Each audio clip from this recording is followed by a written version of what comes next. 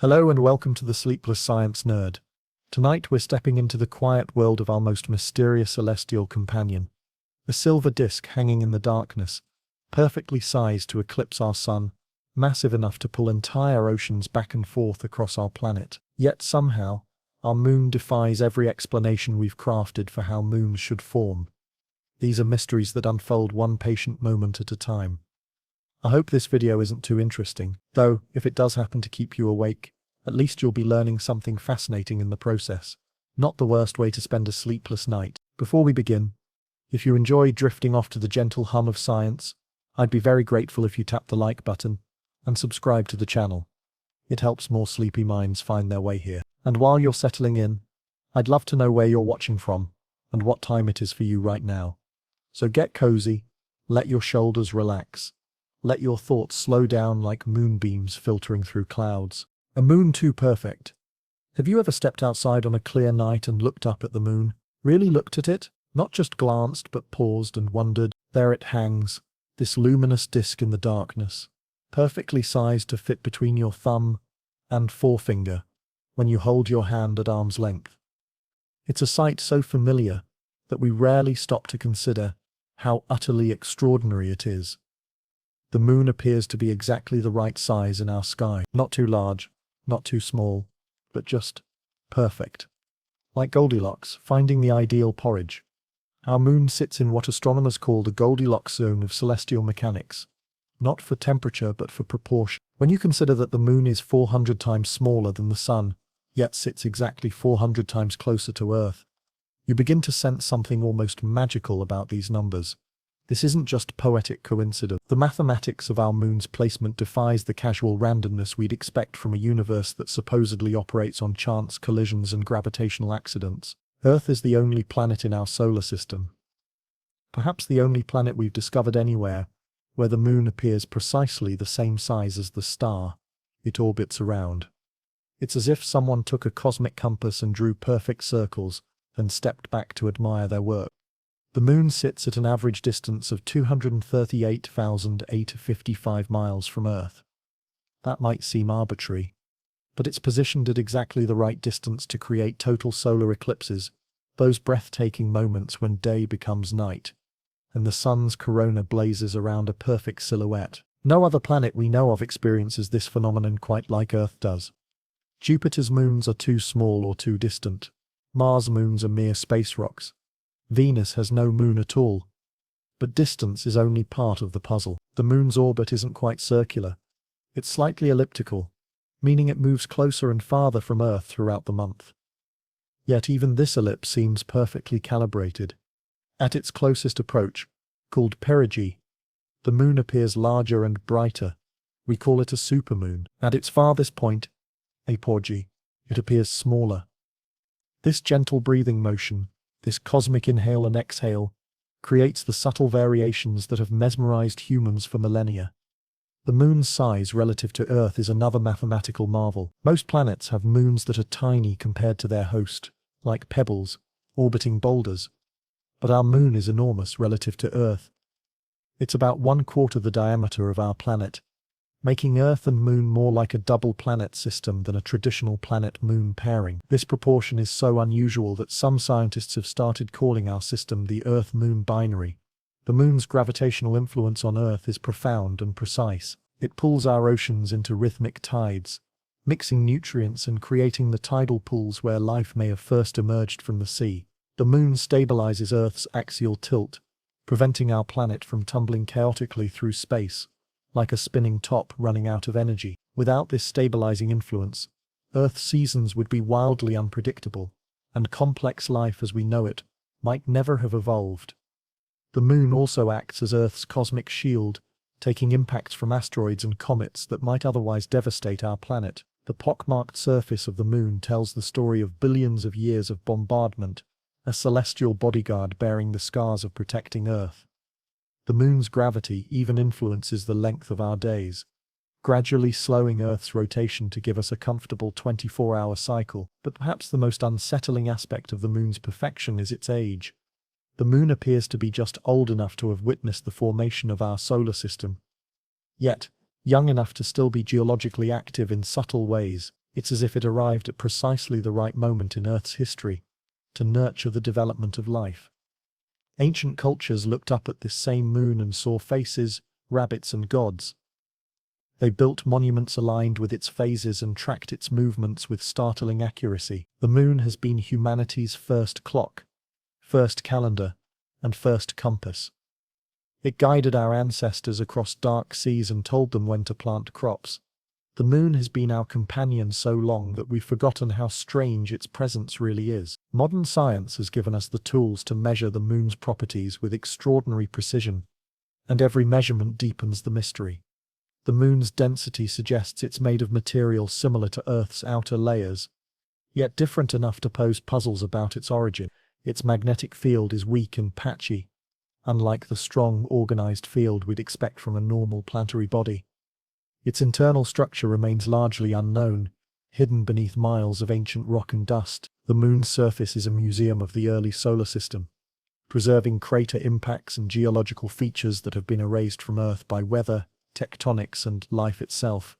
Yet this museum holds secrets we're only beginning to understand. Some of the moon's rocks appear to be older than any rocks found on Earth, suggesting stories that predate our planet's formation. As we drift deeper into this exploration, we'll discover that the moon's perfection is just the beginning of its mysteries. Each attempt to explain its existence has revealed new puzzles, new contradictions, new reasons to wonder whether our nearest celestial neighbor is the product of cosmic accident or something far more intentional. The moon hangs in our sky like a question mark made of light, beautiful and troubling in equal measure. And that brings us to an even deeper mystery: the strange symmetry between Earth and moon that suggests they're more than just neighbors in space. Earth's twin in the sky. Imagine holding two stones in your hands, one in each palm. Now imagine discovering that these stones, despite being found thousands of miles apart, are made of almost identical material. The same minerals, the same age, the same chemical fingerprint. You might reasonably wonder if they came from the same place, or if someone carefully matched them and placed them in your path. This is the puzzle that keeps lunar scientists awake at night, because Earth and Moon share an uncanny resemblance that defies simple explanation. The Moon isn't just Earth's companion. It's Earth's twin, separated by space, but linked by an invisible thread of similarity that grows more mysterious the deeper we look. When the Apollo astronauts brought back those first precious samples of lunar soil and rock, scientists expected to find something foreign, something that would clearly mark the Moon as an outsider captured by Earth's gravity. Instead, they found something that felt like coming home. The oxygen isotopes in lunar rocks are virtually identical to those found on Earth. This might not sound remarkable until you realize that every other body in our solar system has a distinct isotopic signature, a kind of chemical fingerprint that reveals where it formed and what it's made of. Mars has its signature, Venus has its signature, asteroids have their signatures, but the Moon has Earth's signature, as if they were born from the same cosmic womb. This isotopic similarity extends beyond oxygen to include other elements like titanium, chromium, and tungsten. It's as if the Moon was made from the same batch of cosmic ingredients as Earth, stirred in the same stellar cauldron, and seasoned with the same primordial spices. The mathematical probability of two separate bodies having such similar compositions is so low that it keeps scientists searching for explanations that sound increasingly like science fiction. The Moon's density tells another part of this twin story. While Earth has a large iron core surrounded by a rocky mantle, the Moon appears to have a much smaller iron core relative to its size.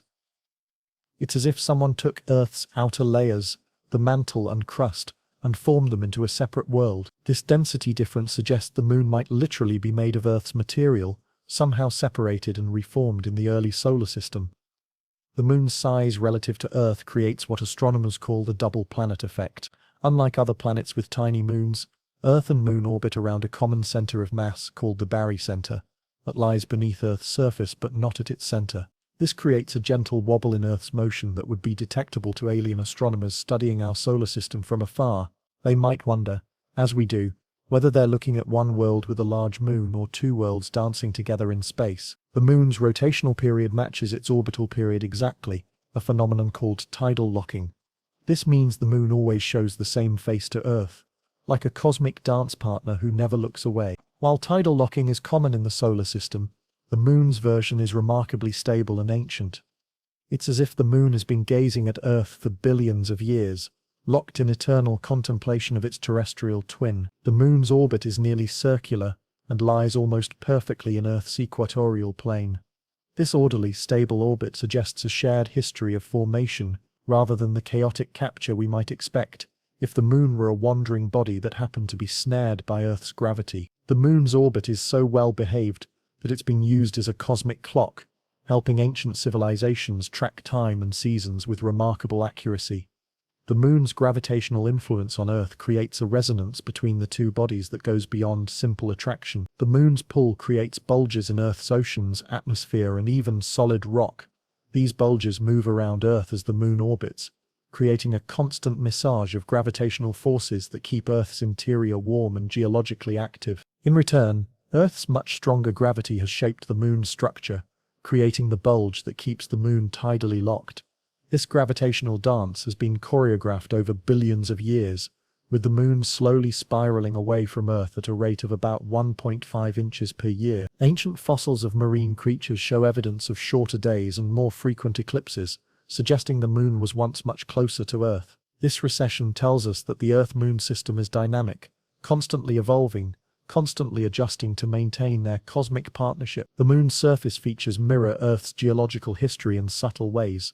The large dark patches called Maria, Latin for seas, were formed by ancient volcanic activity that occurred around the same time as major geological events on Earth. The moon's highland regions, bright and heavily cratered, preserve a record of the solar system's violent youth when both Earth and Moon were bombarded by asteroids and comets. The moon's surface is like a photograph of Earth's hidden past, showing us what our planet might have looked like before plate tectonics and erosion erased the evidence.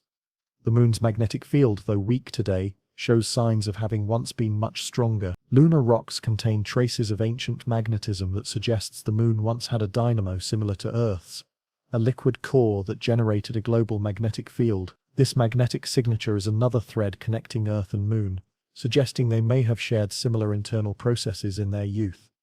The moon's influence on Earth's biology creates another layer of twin-like connection. The moon's phases have synchronized with biological rhythms for millions of years, from the spawning cycles of marine animals to the menstrual cycles of mammals. Plants grow differently under different phases of the moon, and even human behavior shows subtle correlations with lunar cycles. It's as if life on Earth has been shaped by the moon's presence, creating a biological bridge between the two worlds. As we contemplate this cosmic twinship, we begin to realize that Earth and Moon aren't just neighbors in space. They're partners in a dance that may have been choreographed by forces we're only beginning to understand. The symmetry between our worlds suggests a shared origin, a common destiny, and perhaps a deeper connection that transcends simple gravitational attraction. But this twinship becomes even more mysterious when we consider the impossible perfection of solar eclipses. Those moments when the cosmic twins align to create one of nature's most spectacular displays, the impossible eclipse. Picture this. You're standing in a field on a warm summer afternoon, and suddenly the world begins to change. The temperature drops, birds stop singing, and shadows develop an otherworldly sharpness. Above you, the sun, that blazing star that has illuminated your every day, begins to disappear behind a dark disk. This is a total solar eclipse, one of nature's most spectacular phenomena, and one of the moon's most puzzling gifts to Earth. The mathematics of a total solar eclipse are so precise they seem almost engineered. The sun is approximately 400 times larger than the moon, yet it sits approximately 400 times farther away. This extraordinary coincidence means that from Earth's perspective, the sun and moon appear to be almost exactly the same size in the sky. When the moon passes between Earth and sun, it fits over the sun's disk like a cosmic lens cap, creating a perfect silhouette that reveals the sun's corona, that ethereal crown of plasma that's normally invisible in daylight. This precision is unprecedented in our solar system. Jupiter's moons create eclipses, but they're either too small to completely cover the sun, or too large, blocking out the corona entirely. Mars experiences eclipses from its moons Phobos and Deimos, but these are more like having a potato pass in front of a basketball. Interesting, but hardly the sublime perfection we see from Earth. Venus has no moon at all, and Mercury's eclipses are visible only from specific vantage points on its scorched surface. The moon's distance from Earth isn't constant, It follows a slightly elliptical orbit that brings it closer and farther away throughout the month. This subtle variation means that sometimes the moon appears slightly larger than the sun, creating total eclipses that can last several minutes. Other times the moon appears slightly smaller, creating annular eclipses where a ring of sunlight remains visible around the moon's edge. This range of eclipse types adds another layer of cosmic choreography to an already improbable celestial dance. The moon's orbital plane is tilted about 5 degrees relative to Earth's orbit around the sun. This small tilt means that eclipses don't happen every month, but only when the moon crosses the ecliptic, the plane of Earth's orbit at precisely the right moment. This timing creates eclipse seasons, roughly 6-month periods when eclipses are possible, followed by months when they're not. It's as if the cosmos has a calendar, carefully spacing out these spectacular events, so they remain rare and precious. The shadow that the moon casts on Earth during a total eclipse is surprisingly small, usually less than 200 miles wide. This narrow shadow races across Earth's surface at speeds of up to 1,500 miles per hour, creating a path of totality that might cross continents or oceans in the span of a few hours. Standing in this shadow feels like being inside a cosmic spotlight, a brief moment when you're perfectly aligned with the moon, Earth and sun in a dance that's been choreographed for billions of years. The experience of totality is unlike anything else in nature. As the moon's shadow approaches, the light becomes strange and silvery, and the temperature can drop by 20 degrees or more. Animals behave as if night is falling, flowers close, birds return to their roosts, and nocturnal creatures begin to stir. The horizon glows with a 360-degree sunset effect, as if the entire world is on fire at the edges while you stand in cosmic darkness. When totality begins, the sun's corona becomes visible as a shimmering, asymmetrical crown of light extending millions of miles into space. This corona is usually hidden by the sun's overwhelming brightness, but during an eclipse, it reveals itself in all its gossamer glory. The corona's structure changes with the sun's 11-year activity cycle, sometimes appearing as delicate streamers, other times as a more uniform glow. Each eclipse reveals a different portrait of our star's magnetic personality. The brief minutes of totality have provided scientists with unique opportunities to study the sun's corona, make discoveries about solar physics, and test theories about the nature of light and gravity. Einstein's theory of relativity was famously confirmed during a 1919 eclipse, when astronomers observed stars appearing to shift position due to the sun's gravitational field bending space-time. The eclipse provided the perfect natural experiment to test one of the most revolutionary ideas in physics. Ancient civilizations viewed eclipses with a mixture of terror and wonder. Chinese astronomers called them dragons eating the sun, while Norse mythology described wolves devouring the solar disk. Many cultures developed elaborate rituals and ceremonies around eclipses, recognizing them as moments when the cosmic order was temporarily disrupted. Some ancient astronomers learned to predict eclipses with remarkable accuracy, using their knowledge to maintain political power or demonstrate their understanding of celestial mechanics. The precision required for total solar eclipses raises profound questions about the nature of coincidence in the universe. What are the odds that Earth would have a moon of exactly the right size, at exactly the right distance, to create this phenomenon? Some scientists have calculated that the probability is so low that it might be unique in the galaxy. If this is true, then total solar eclipses might be Earth's most exclusive cosmic gift, a phenomenon that occurs nowhere else in the universe. The moon's gradual recession from Earth adds a temporal dimension to the eclipse mystery. Ancient eclipses lasted longer because the moon was closer and appeared large. Future eclipses will be shorter and eventually will become only annular, as the moon moves too far away to completely cover the sun's disk. This means that the era of perfect total solar eclipses, the time when the moon appears exactly the right size to reveal the sun's corona, is a brief moment in Earth's history, lasting only a few 100 million years out of the planet's 4.5 billion year existence. We're living during the cosmic sweet spot when total solar eclipses are possible, as if we've been invited to witness one of the universe's most exclusive performances. The timing seems almost too perfect, as if the cosmos has arranged this celestial theater for our benefit. The moon's size, distance, and orbital characteristics create a viewing experience that's both scientifically valuable and spiritually profound. The impossible precision of eclipses hints at deeper mysteries about the moon's origin and purpose. How did Earth acquire a moon of exactly the right size and distance to create this phenomenon? Is it pure coincidence? Or does it suggest something more intentional about the moon's presence in our sky? These questions lead us into the realm of lunar origin theories, where the most widely accepted explanation still leaves scientists puzzled and searching for answers. As we contemplate the mathematical perfection of eclipses, we're drawn into the biggest mystery of all: how the moon came to exist in the first place. The most popular scientific explanation is the giant impact hypothesis. But even this theory struggles to explain the moon's many peculiarities. The giant impact hypothesis. Imagine Earth as a young, molten world, still glowing from the heat of its formation 4.5 billion years ago. The solar system is a chaotic place, filled with planetary embryos, rocky bodies the size of Mars, careening through space on collision courses with the growing planets. In this cosmic shooting gallery, one of these wandering worlds, dubbed Theia by scientists, is hurtling toward Earth at a speed of several miles per second.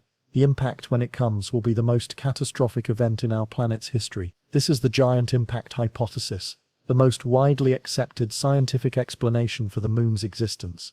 It's a story of cosmic violence that supposedly created the serene companion we see in our night sky. According to this theory, the Theia, named after the Greek goddess who gave birth to the moon, struck Earth with such tremendous force that it vaporized both the impactor and a significant portion of Earth's outer layers, creating a disk of superheated debris that eventually coalesced to form the moon. The collision would have been unimaginably violent. The Theia, roughly the size of Mars, would have hit Earth at an oblique angle, liquefying the entire planet and ejecting massive amounts of material into space. The impact would have generated temperatures exceeding 4,000 degrees Fahrenheit, hot enough to vaporize rock and metal. The debris disk, created by this collision, would have glowed like a second sun, illuminating the devastated Earth with the light of molten rock and vaporized metal. The giant impact hypothesis elegantly explains several key observations about the moon. It accounts for the moon's large size relative to Earth. The debris from such a massive collision would naturally form a substantial satellite. It explains why the moon appears to be made primarily of material similar to Earth's mantle, since the impact would have blasted away Earth's outer layers. It even explains the moon's relatively small iron core, since most of the iron would have remained in Earth's core during the collision. The theory also explains the Earth-Moon system's high angular momentum, the energy of rotation that keeps both bodies spinning and orbiting. A glancing blow from Theia would have set Earth spinning faster and launched the moon into orbit, creating the dynamic system we see today. The moon's gradual recession from Earth, evidenced by ancient tidal records, supports this picture of a young moon born close to Earth and slowly spiraling outward. Computer simulations of the giant impact have become increasingly sophisticated, allowing scientists to model the collision in extraordinary detail. These simulations show how the impact would have created a massive disk of debris around Earth, with temperatures and pressures that would have sorted materials by density and volatility. The simulations predict that the moon would have formed quickly, perhaps within a few thousand years of the impact, from the outer portions of this debris disk. But the giant impact hypothesis, despite its elegance and wide acceptance, faces several troubling problems that keep scientists searching for alternatives. The most significant challenge is the isotopic similarity between Earth and the moon. If the moon formed primarily from Theia's material, as the basic impact model suggests, then the moon should have a different isotopic signature than Earth. Instead, Earth and moon rocks are isotopically nearly identical, as if they came from the same source. Scientists have proposed various modifications to address this isotopic puzzle. Some suggest that the impact was so energetic that it completely mixed Earth and Theia's materials, creating a uniform isotopic signature. Others proposed that Theia itself had an isotopic composition nearly identical to Earth's, perhaps because it formed in the same region of the solar system. These explanations work mathematically, but require increasingly specific and unlikely conditions. The moon's orbital characteristics present another challenge. The giant impact hypothesis predicts that the moon should have formed in Earth's equatorial plane where the debris disk would have been densest, but the moon's orbit is tilted about 5 degrees to Earth's equator, and some calculations suggest it may have been more tilted in the past. This orbital inclination is difficult to explain with a simple impact scenario. The moon's unusually large size remains problematic for the giant impact hypothesis. Creating a moon as large as ours requires a very specific impact scenario. Too small an impactor wouldn't create enough debris, while too large an impactor would destroy Earth entirely. The collision would have needed to be just right, like a cosmic Goldilocks event that created exactly the right amount of debris to form our oversized moon.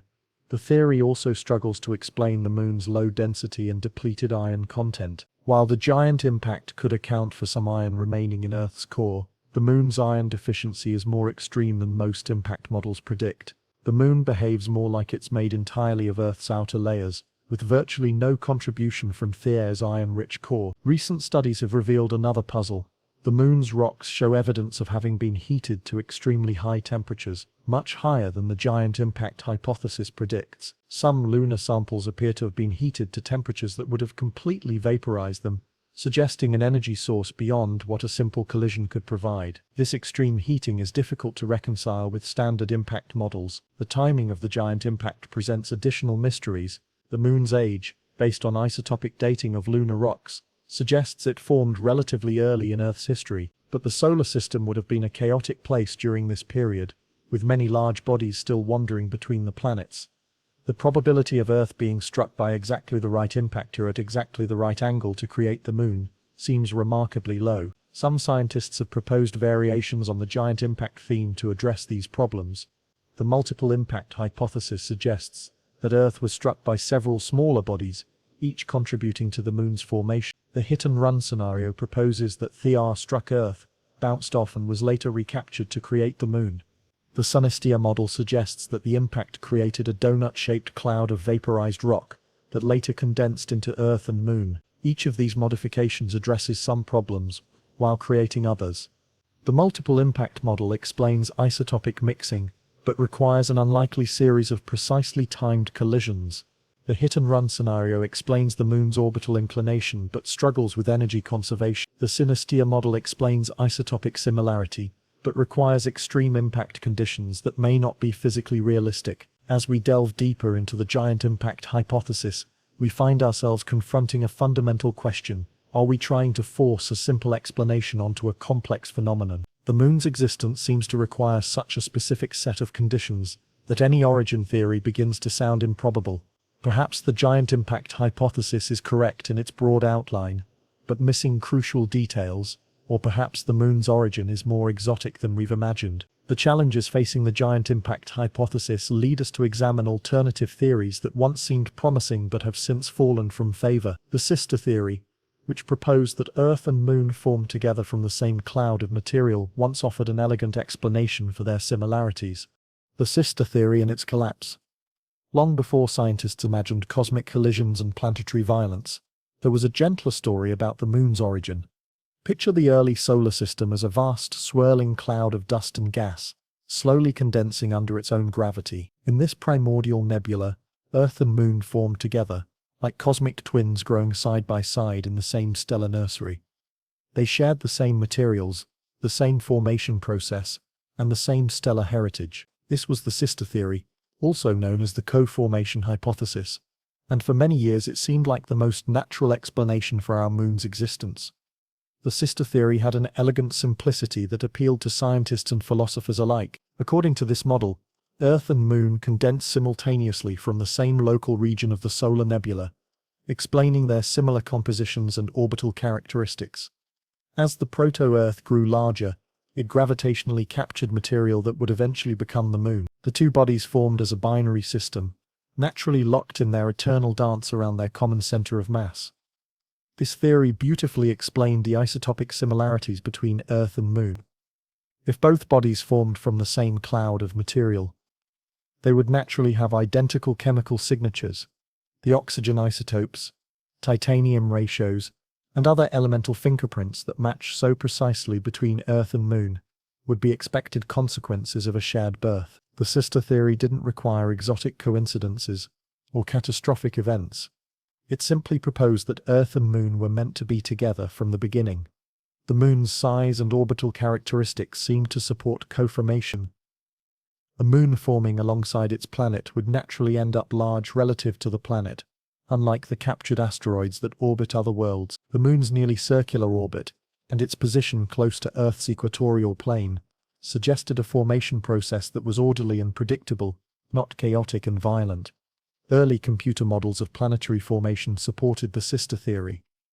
These simulations showed how material in the solar nebula could accumulate into multiple bodies within the same region, creating planet-moon systems through gravitational attraction. The models predicted that the largest body in each region would become the planet, while smaller concentrations would become moons. This matched the Earth-Moon system's mass ratio and orbital dynamics. The sister theory also explained the Moon's apparent age. If Earth and Moon formed together, they should have similar ages. And early estimates of lunar rock ages seemed to confirm this. The Moon's heavily cratered surface told the story of the early solar system's bombardment period, when leftover planetesimals peppered the inner planets. This cratering record was consistent with a Moon that had existed since the solar system's formation. The theory found support in the Moon's geological structure. Early analyses of lunar samples suggested that the Moon had separated into layers based on density in a manner similar to Earth. If the Moon had formed from the same materials as Earth, it would naturally develop a similar internal structure, with heavy elements sinking to the center and lighter materials rising to the surface. But as lunar science advanced and more sophisticated measurements became available, the sister theory began to encounter serious problems. The first major challenge came from studies of the Moon's moment of inertia, a measure of how mass is distributed within a body. If the Moon had formed like a miniature Earth, with a large iron core surrounded by a rocky mantle, its moment of inertia should have been significantly different from what scientists observed. The Moon appeared to have a much smaller core than the sister theory predicted. The Moon's density presented another puzzle. At 3.34 grams per cubic centimeter, the Moon is significantly less dense than Earth's 5.52 grams per cubic centimeter. This density difference suggested that the Moon had a fundamentally different composition than Earth, with much less iron and more rocky material. If Earth and Moon had formed from the same materials, they should have similar densities, but they clearly didn't. More precise measurements of lunar samples revealed isotopic ratios that were problematic for the sister theory. While Earth and Moon shared remarkably similar isotopic signatures for many elements, there were subtle but significant differences in others. The Moon appeared to be depleted in volatile elements, materials that would have been lost to space during heating, suggesting a formation process that involved much higher temperatures than the sister theory predicted. The Moon's magnetic field, or lack thereof, provided another clue against co-formation. Earth's strong magnetic field is generated by its liquid iron core, which acts like a dynamo as Earth rotates. If the Moon had formed similarly to Earth, it should have a substantial iron core and a strong magnetic field. Instead, the Moon's magnetic field is weak and patchy, suggesting a very different internal structure than what the sister theory would predict. Studies of the Moon's seismic activity revealed more problems. When Apollo astronauts placed seismometers on the lunar surface, they detected moonquakes that provided insights into the Moon's internal structure. The seismic data suggested that the Moon's interior was very different from Earth's, with possible gaps or cavities that wouldn't exist if the Moon had formed through normal planetary accretion. The sister theory also struggled to explain the Moon's orbital evolution. If the Moon had formed alongside Earth, it should have started in a more distant orbit and gradually moved inward due to gravitational interactions. Instead, evidence suggested that the Moon had started close to Earth and was gradually moving away. This recession pattern was inconsistent with co-formation, but matched what would be expected from a more dramatic origin event. Computer simulations of the early solar system revealed additional challenges. As models became more sophisticated, they showed that it was extremely difficult for two large bodies to form simultaneously in the same region of the solar nebula. The gravitational interactions between growing planetesimals would tend to scatter material rather than concentrate it into multiple large bodies. The formation of a planet-moon system through co-formation required very specific conditions that seemed unlikely to occur. The discovery of other planetary systems around distant stars provided a broader perspective on moon formation. Observations of exoplanets and their potential moons suggested that large moons like ours were extremely rare. Most planets appeared to have small moons or no moons at all, which was inconsistent with the sister theory's prediction that large moons should be common. The final blow to the sister theory came from more sophisticated isotopic analyses that could detect incredibly subtle differences between Earth and Moon rocks. While the overall isotopic signatures were remarkably similar, trace elements revealed patterns that were difficult to explain with co-formation. The Moon appeared to have experienced processes that were fundamentally different from Earth's formation despite their overall similarity. As the sister theory fell from favor, scientists began to search for alternative explanations that could account for the moon's puzzling characteristics. The theory's collapse was particularly troubling because it had seemed so natural and elegant. If Earth and Moon hadn't formed together, then how had they acquired their twin-like properties? The answer would require considering more exotic scenarios, including the possibility that the Moon had been captured from elsewhere in the solar system. The failure of the sister theory taught scientists an important lesson about the Moon's origin. Simple explanations might not be sufficient for such a complex phenomenon. The Moon's existence seemed to require a more dramatic story, one that could explain both its similarities to Earth and its fundamental differences. This realization led to the exploration of the capture theory, which proposed that the Moon was originally an independent body that had been gravitationally captured by Earth. The capture theory puzzle. Imagine a cosmic traveler, a wandering world born in the outer reaches of the solar system, slowly making its way toward the inner planets. This celestial nomad, destined to become our Moon, follows a lonely trajectory through space, until it encounters Earth's gravitational field. In a delicate dance of orbital mechanics, Earth's gravity gradually captures this wandering body, drawing it into the elliptical embrace that will eventually become the Moon's orbit. This is the capture theory, a romantic notion that our Moon was once an independent world that chose to stay with Earth. The capture theory emerged as scientists struggled to explain the Moon's unusual characteristics. If the Moon hadn't formed alongside Earth, and if a giant impact seemed problematic, then perhaps the Moon was originally an asteroid or small planet that had been captured by Earth's gravity. This theory had a certain poetic appeal, the idea that Earth and Moon were destined to find each other across the vast emptiness of space. The basic mechanics of gravitational capture are well understood. When a smaller body passes within a larger body's sphere of influence, it can be deflected from its original trajectory. Under the right conditions, this deflection can result in capture, with the smaller body entering an elliptical orbit around the larger one. This process has been observed throughout the solar system, with many small moons appearing to be captured asteroids. The capture theory could explain several puzzling aspects of the Moon's existence. It would account for the Moon's large size relative to Earth. If the Moon had formed elsewhere in the solar system, it could have grown to substantial size before being captured. The theory could also explain the Moon's unusual orbit, which is tilted relative to Earth's equator and shows signs of having been more elliptical in the past. Some versions of the capture theory proposed that the Moon had formed in a different region of the solar system, perhaps in the asteroid belt or beyond Mars's orbit. This would explain why the Moon appears to be depleted in iron and volatile elements, materials that would have been scarce in the outer solar system. The Moon's low density could be a natural consequence of forming in a region where rocky materials were more abundant than metals. The theory found support in the Moon's geological diversity. Unlike Earth, which has been constantly reshaped by plate tectonics and erosion, the Moon preserves ancient surface features that tell the story of its formation. The Moon's highland regions, made of light-colored rock called anorthosite, seem to represent a different formation environment than anything found on Earth. Perhaps these highlands had formed in a distant part of the solar system before the Moon's capture. Computer simulations of the early solar system showed that gravitational capture was theoretically possible. As the giant planets migrated to their current positions, they would have scattered many smaller bodies throughout the solar system. Some of these wandering worlds could have been deflected toward Earth, creating opportunities for capture. The simulations suggested that capture events were rare, but not impossible. The capture theory also offered an explanation for the Moon's apparent age. If the Moon had formed elsewhere in the solar system and been captured later, it could have developed its own geological history before joining Earth. This would explain why some lunar rocks appear to be older than Earth's oldest rocks, and why the Moon's surface features seem to tell a different story than Earth's geological record. But as scientists examined the capture theory more closely, they discovered a series of problems that made it increasingly difficult to defend. The most fundamental challenge was the mechanics of capture itself. For a body as large as the Moon to be captured by Earth, it would need to lose a tremendous amount of energy during the encounter.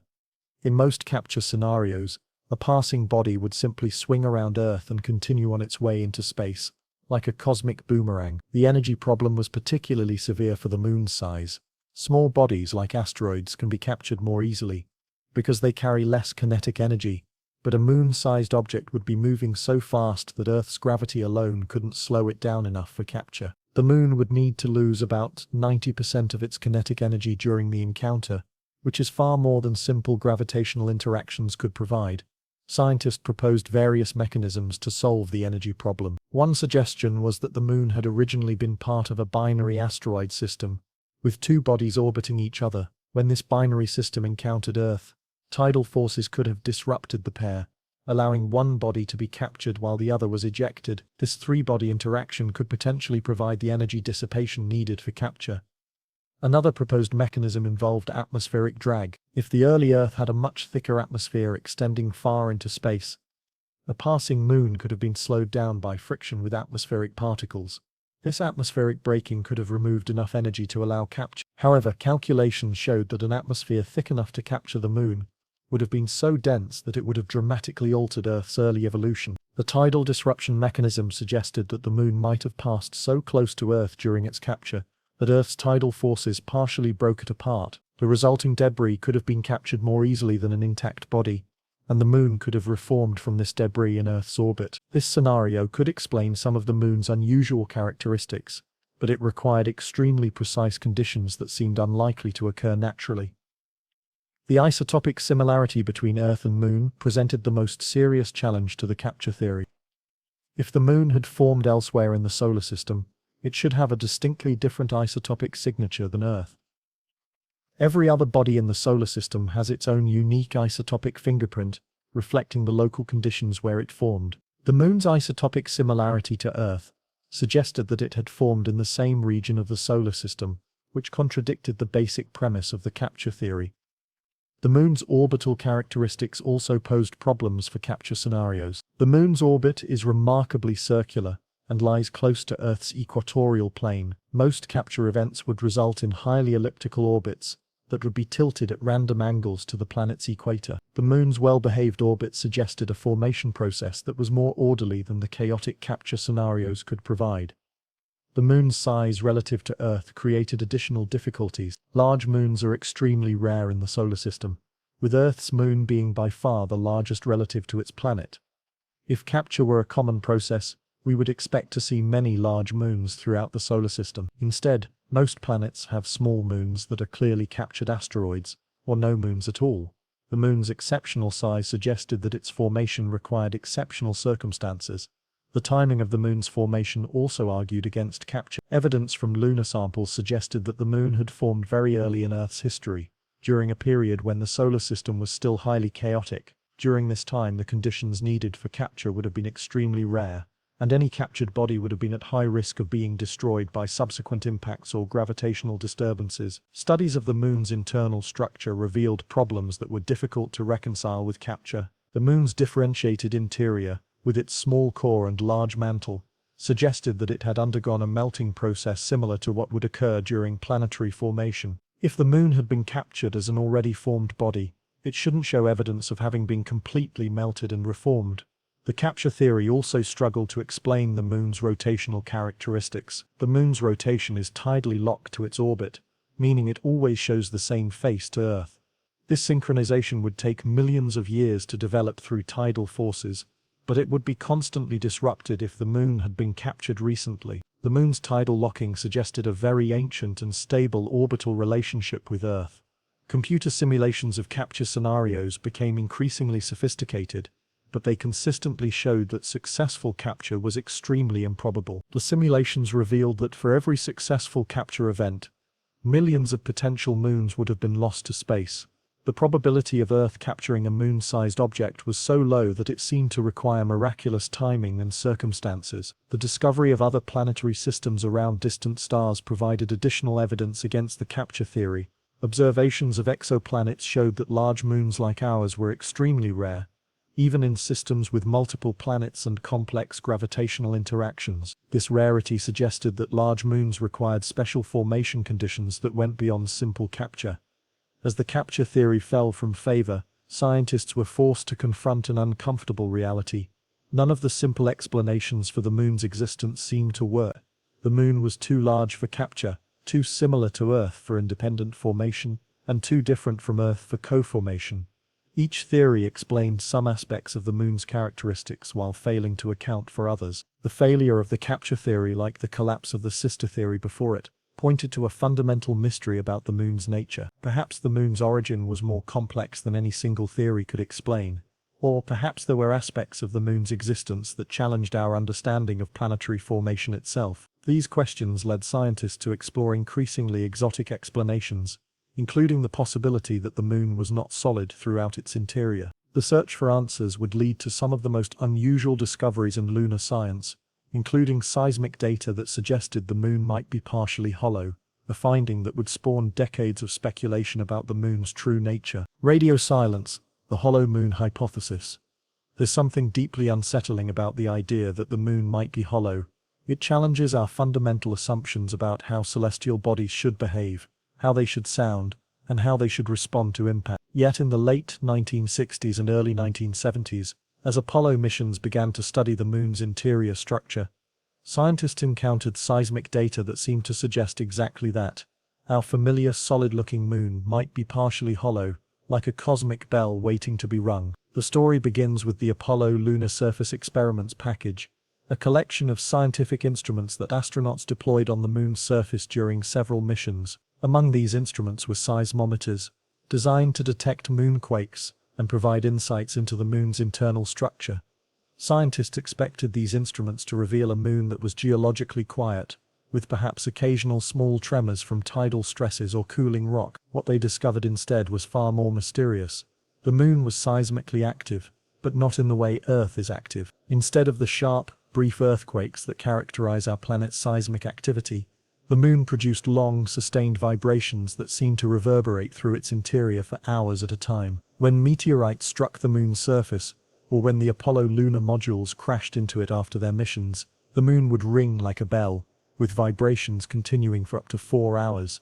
This prolonged ringing was completely unexpected. On Earth, seismic waves are dampened by the planet's dense interior, causing earthquake vibrations to die away within minutes. The moon's extended ringing suggested that its interior was either much more rigid than Earth's, or that it contained large empty spaces that allowed seismic waves to bounce around like sound waves in a cathedral. The seismic data revealed another puzzle. The moon's interior appeared to be layered in a way that didn't match conventional models of planetary formation. The seismic waves suggested that the moon had a solid outer shell, perhaps 20 to 40 miles thick, beneath which lay a region that transmitted seismic waves very differently. This deeper region seemed to be either much less dense than the outer shell, or it contained structures that scattered seismic waves in unusual ways.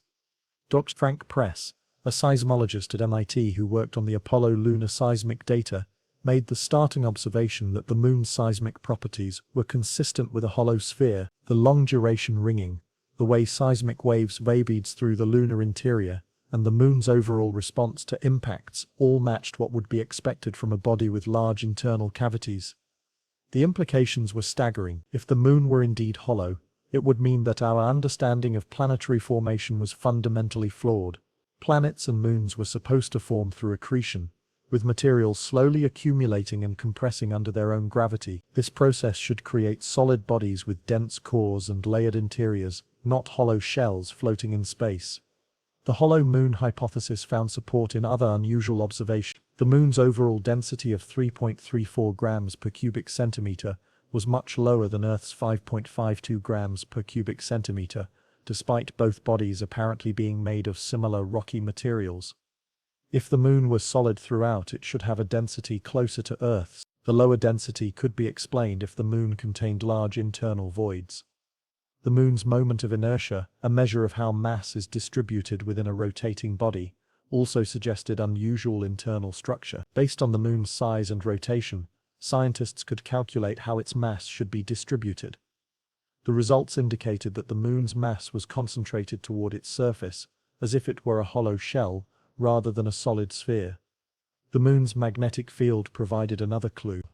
Unlike Earth, which has a strong magnetic field generated by its liquid iron core, the moon has only a weak, patchy magnetic field. This weak magnetism could be explained if the moon lacked a substantial iron core, or if its core was surrounded by large empty spaces that prevented the generation of a strong magnetic field. Some scientists proposed that the moon's hollow interior could be a natural consequence of its formation process. If the moon had formed from debris ejected during a giant impact, the rapid cooling and solidification of this material could have created a shell-like structure, with voids inside. Alternatively, if the moon had been subjected to intense heating early in its history, The vaporization and escape of volatile materials could have left behind large cavities. The hollow moon hypothesis gained additional support from studies of the moon's response to Earth's tidal forces. The moon's surface rises and falls by several inches due to Earth's gravitational pull. But this tidal deformation is less than what would be expected for a solid body of the moon's size. The reduced tidal response could be explained if the moon's interior contained empty spaces that allowed it to deform more easily. But the hollow moon hypothesis faced serious challenges from other lines of evidence. The moon's gravitational field, as measured by orbiting spacecraft, was consistent with a body that was mostly solid. If the moon were hollow, its gravitational field should be weaker and more irregular than what was observed. The gravitational data suggested that while the moon might have some internal voids, it was predominantly solid. The moon's heat flow also argued against a hollow interior. Measurements of the moon's surface temperature and heat emission indicated that the moon was losing heat at a rate consistent with a solid body, slowly cooling from its formation. The hollow moon would lose heat much more rapidly, cooling to its current temperature long ago. More sophisticated analyses of the seismic data revealed that the moon's interior was more complex than a simple hollow shell. The prolonged ringing could be explained by the moon's dry, rigid interior, which would transmit seismic waves more efficiently than Earth's wet, plastic interior. The moon's lack of water and its different composition could account for its unusual seismic properties without requiring large internal cavities. The moon's formation through a giant impact could also explain its unusual internal structure. The debris disk created by such an impact would have solidified quickly, potentially creating a layered interior with regions of different density and composition. These layers could produce the seismic effects that had been interpreted as evidence for hollow spaces. Studies of other planetary bodies revealed that unusual seismic properties were not unique to the moon. Mars, for example, also shows prolonged seismic ringing, despite being clearly solid. The extended duration of Marsquakes is attributed to the planet's dry, rigid interior, which conducts seismic waves more efficiently than Earth's wet interior. The moon's seismic behavior might be a natural consequence of its composition and structure, not evidence of hollow spaces. The hollow moon hypothesis gradually fell from favor as more data became available, and as scientists developed better understanding of planetary seismology. However, the hypothesis left an important legacy by highlighting how little we understood about the moon's interior structure. The moon's seismic properties, while not evidence of hollow spaces, remain genuinely mysterious and difficult to explain. The persistence of the hollow moon hypothesis in popular culture reflects our deep-seated intuition that the moon is somehow different from other celestial bodies. The idea that our nearest cosmic neighbor might be hollow taps into ancient fears and wonder about the moon's true nature.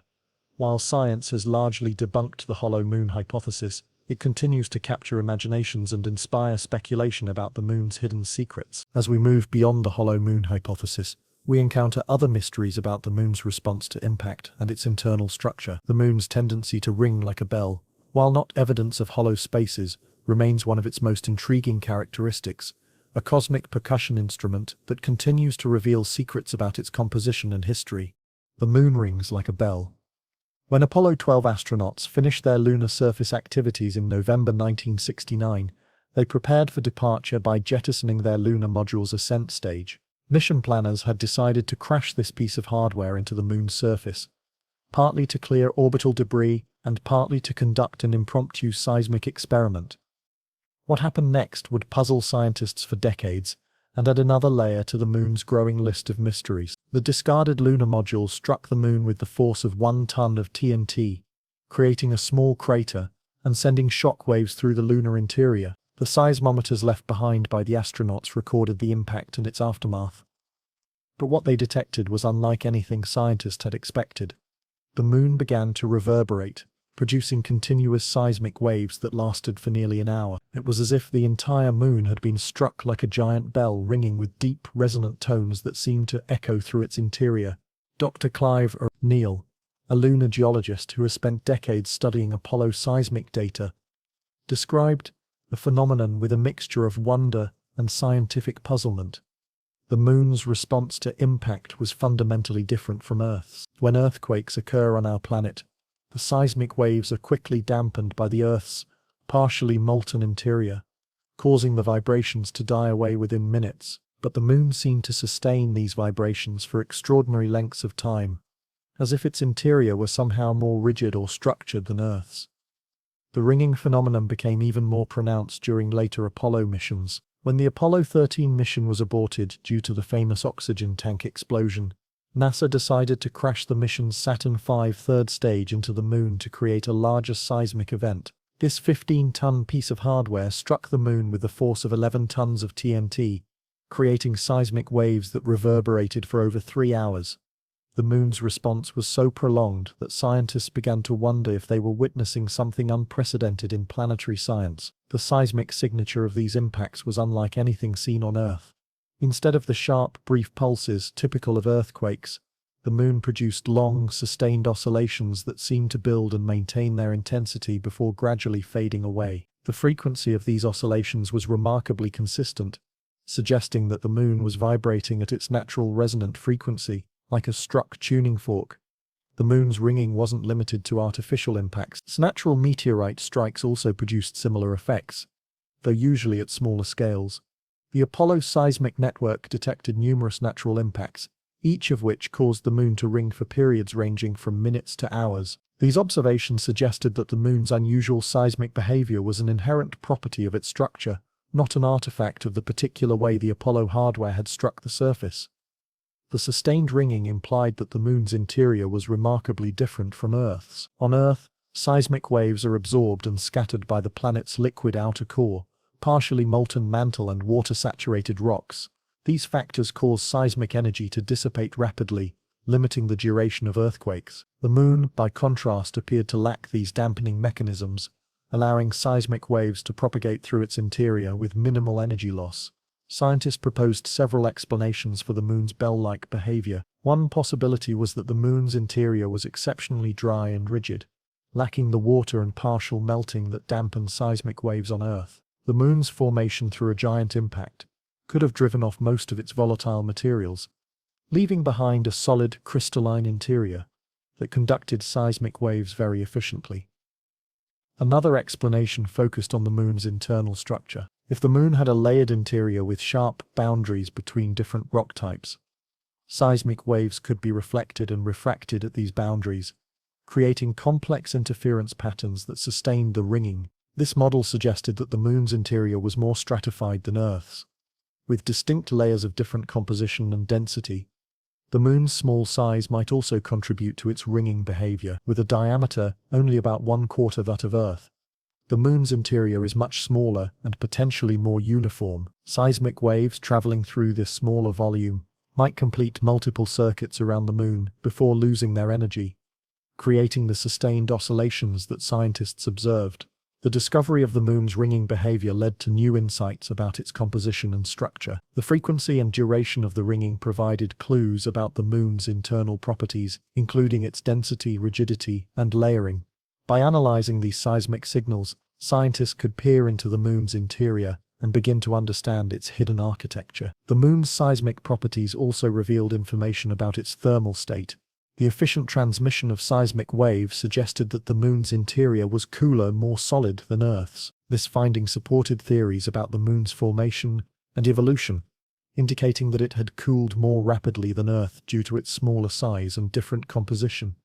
Studies of the Moon's ringing revealed that different types of impacts produced different seismic signatures. Impacts near the lunar surface created high-frequency vibrations that died away relatively quickly, while deeper impacts, or those that occurred in specific geological settings, produced longer-lasting, lower-frequency oscillations. This variation suggested that the Moon's interior had complex structure that affected how seismic waves propagated. The Moon's ringing behavior also provided insights into its gravitational field and mass distribution. The sustained oscillations were sensitive to the Moon's internal density variations, allowing scientists to map the distribution of mass within the lunar interior. These studies revealed that the Moon had a complex internal structure, with regions of different density that affected its gravitational field. The discovery that the Moon rings like a bell became one of the most memorable findings of the Apollo program, capturing public imagination and inspiring countless questions about the Moon's nature. The phenomenon seemed to give the Moon an almost musical quality, as if it were a cosmic instrument waiting to be played by the impacts of meteorites and spacecraft. But the Moon's ringing behavior also raised deeper questions about planetary formation and evolution. If the Moon's interior was so different from Earth's, What did this say about how planets and moons formed? The moon's unique seismic properties suggested that its formation history was more complex than simple accretion models predicted. The moon's bell-like ringing continues to influence lunar science today. Modern seismometers placed on the moon by various space missions detect the same prolonged oscillations that puzzled Apollo-era scientists. These observations help scientists refine their understanding of the moon's interior structure and composition, providing clues about its formation and evolution. As we contemplate the moon's musical qualities, we're reminded that our cosmic companion is full of surprises. The moon's ability to ring like a bell is just one of many unusual characteristics that make it unique among solar system bodies. This ringing behavior, combined with the moon's other peculiarities, contributes to the growing sense that the moon's origin and nature are more mysterious than we once believed. The moon's prolonged ringing leads us to consider other aspects of its unusual behavior, including its orbital characteristics and rotational properties. The moon's orbit and rotation display a precision and stability that seem almost too perfect for a body with such a complex and mysterious interior. Unusual orbit, unusual origin. There's something mesmerizing about watching the moon rise on a clear evening. It appears on the horizon with clockwork precision, following a path across the sky that humans have predicted for thousands of years. But this predictability, this almost mechanical regularity, is itself one of the moon's most puzzling characteristics. The moon's orbit is so stable, so circular, so perfectly aligned with Earth's motions, that it seems less like the chaotic result of cosmic accident and more like the product of careful engineering. The moon's orbit is remarkably circular compared to most other moons in the solar system. While planets like Mars have moons with highly elliptical orbits that bring them close to the planet at some times and far away at others, our moon maintains an almost constant distance from Earth. The moon's orbital eccentricity, a measure of how much an orbit deviates from a perfect circle, is only 0.0549, making it one of the most circular planetary orbits in the solar system. This circularity is particularly surprising given the moon's size. Large moons typically have more elliptical orbits due to gravitational perturbations from their parent planet and from the Sun. The moon, being unusually large relative to Earth, should experience strong tidal forces that would tend to make its orbit more eccentric over time. Instead, the moon's orbit has remained remarkably stable for billions of years. The moon's orbital plane is tilted only about 5 degrees relative to Earth's orbit around the Sun. This small inclination means that the moon's path across the sky stays close to the ecliptic, the apparent path of the Sun through the constellations. This alignment is crucial for creating the spectacular solar eclipses that have captivated humans throughout history. If the moon's orbit were tilted at a different angle, eclipses would be much rarer, or impossible altogether. The moon's rotational period exactly matches its orbital period, a phenomenon called synchronous rotation or tidal locking. This means the moon always shows the same face to Earth, with the far side remaining hidden from terrestrial observers. While tidal locking is common among moons in the solar system, the moon's version is remarkably stable and appears to be very ancient. Most other tidally locked moons show signs of having been locked relatively recently, but the moon seems to have been locked since early in its history. The precision of the moon's tidal locking is almost uncanny. The moon's rotation period matches its orbital period to within seconds, creating a synchronization that has persisted for billions of years. This level of precision suggests that the moon's interior structure is remarkably uniform and stable, without the internal variations that would cause its rotation to drift over time. The moon's orbit lies very close to Earth's equatorial plane, though not exactly in it. This near alignment suggests that the moon formed in a way that was related to Earth's rotation, rather than being captured from a random direction in space. The slight tilt of the moon's orbit relative to Earth's equator is just enough to create the complex pattern of lunar phases and eclipses that we observe, but not so much as to disrupt the overall stability of the system. The moon's distance from Earth is slowly increasing at a rate of about 1.5 inches per year.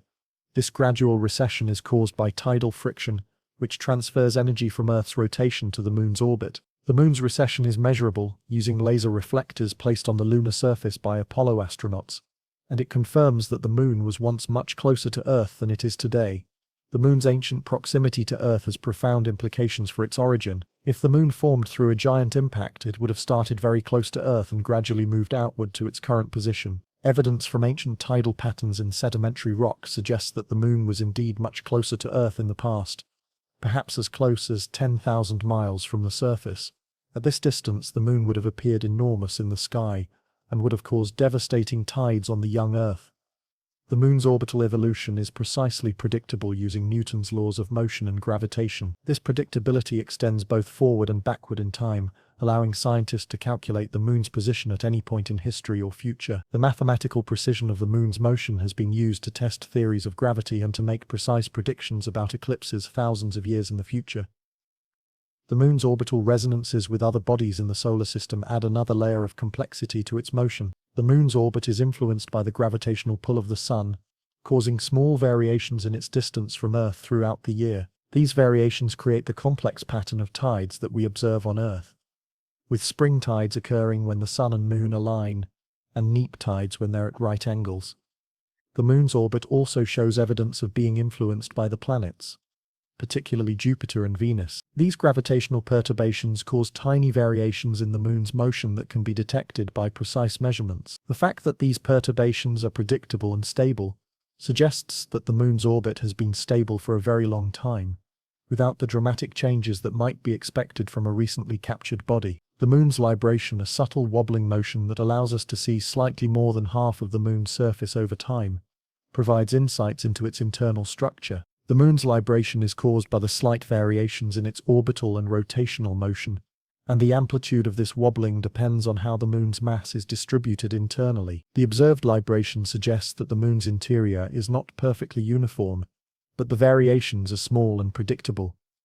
The moon's orbital stability is remarkable when compared to other moons in the solar system. Many moons show signs of having chaotic or unstable orbits, with evidence of past collisions, orbital migration, or tidal disruption. The moon's orbit, by contrast, appears to have been stable for billions of years, maintaining its circular shape and near equatorial alignment despite the many gravitational influences acting upon it. The moon's orbital characteristics are so unusual that they've led some scientists to propose that the moon might be unique in the universe. The combination of the moon's size, distance, orbital stability, and tidal locking creates a system that appears to be almost perfectly tuned for supporting life on Earth. The moon's gravitational influence stabilizes Earth's axial tilt, creates the tides that may have helped life emerge from the oceans, and provides a natural timekeeper that has guided biological rhythms for millions of years. The precision and stability of the moon's orbit raise profound questions about the nature of cosmic coincidences. How likely is it that a body with such perfect orbital characteristics would form naturally around a planet like Earth? The moon's orbit seems almost too good to be true, too perfectly suited to Earth's needs to be the result of random chance. As we contemplate the moon's orbital perfection, we're drawn to consider other aspects of its age and composition that add to its mystery. The moon's rocks tell a story of formation and evolution that doesn't quite match what we would expect from any of the proposed origin theories, including ages that seem to predate Earth itself. Age problems. Time, they say, is the one thing we can't change or fake. Rocks, like silent witnesses, carry within their crystalline structures the memory of when they formed, locked in isotopic ratios that act like cosmic birth certificates. So when Apollo astronauts brought back the first samples of lunar rock and soil, scientists were eager to read these ancient documents, to finally learn the true age of our mysterious moon. What they discovered would add another layer to the moon's growing collection of puzzles. The oldest lunar samples returned by Apollo missions dated to approximately 4.5 billion years ago, making them roughly the same age as the oldest Earth rocks. This seemed reasonable at first. If Earth and Moon had formed around the same time, their rocks should have similar ages. But as scientists analyzed more samples and developed more precise dating techniques, they began to uncover troubling discrepancies that challenged their understanding of when and how the Moon had formed. Some lunar highland rocks, particularly those made of anorthosite, a light-colored rock, rich in the mineral plagioclase, appeared to be even older than the oldest Earth rocks. These ancient lunar samples suggested ages of 4.6 billion years or more, pushing back the Moon's formation to the very earliest period of the solar system. This was problematic because it implied that the Moon had begun forming before Earth had fully coalesced, which contradicted most theories of lunar origin. The Moon's oldest rocks told a story of rapid formation and differentiation. Unlike Earth, which had formed slowly through the gradual accumulation of smaller bodies, the Moon appeared to have formed quickly, and then immediately separated into layers based on density. The anorthosite rocks suggested that the moon had once been covered by a global ocean of molten rock, a magma ocean, that had cooled and crystallized to form the moon's light-colored highlands. This magma ocean concept was both fascinating and troubling, for the entire moon to have been molten would have required an enormous amount of energy, more than could be easily explained by the gradual accretion process that formed the terrestrial planets. The magma ocean suggested that the moon had experienced a catastrophic heating event early in its history, possibly during its formation or shortly afterward. The rapid cooling and crystallization of the magma ocean should have created a specific sequence of rock types, with the lightest minerals floating to the surface and the densest sinking toward the center. The Apollo samples confirmed this pattern, showing that the moon's surface was indeed dominated by light, low-density rocks, while denser materials had sunk into the interior. This differentiation process appeared to have occurred very early in the moon's history, within the first few 100 million years after its formation. But the age dating revealed temporal paradoxes that were difficult to explain. Some lunar samples appeared to have crystallized from the magma ocean at different times, suggesting that the moon's formation was not a single event, but a complex process that unfolded over hundreds of millions of years. This extended formation period was hard to reconcile with the catastrophic giant impact hypothesis, which predicted rapid formation of the moon from debris ejected by a single collision. The moon's oldest rocks also showed signs of having been subjected to intense bombardment by asteroids and comets.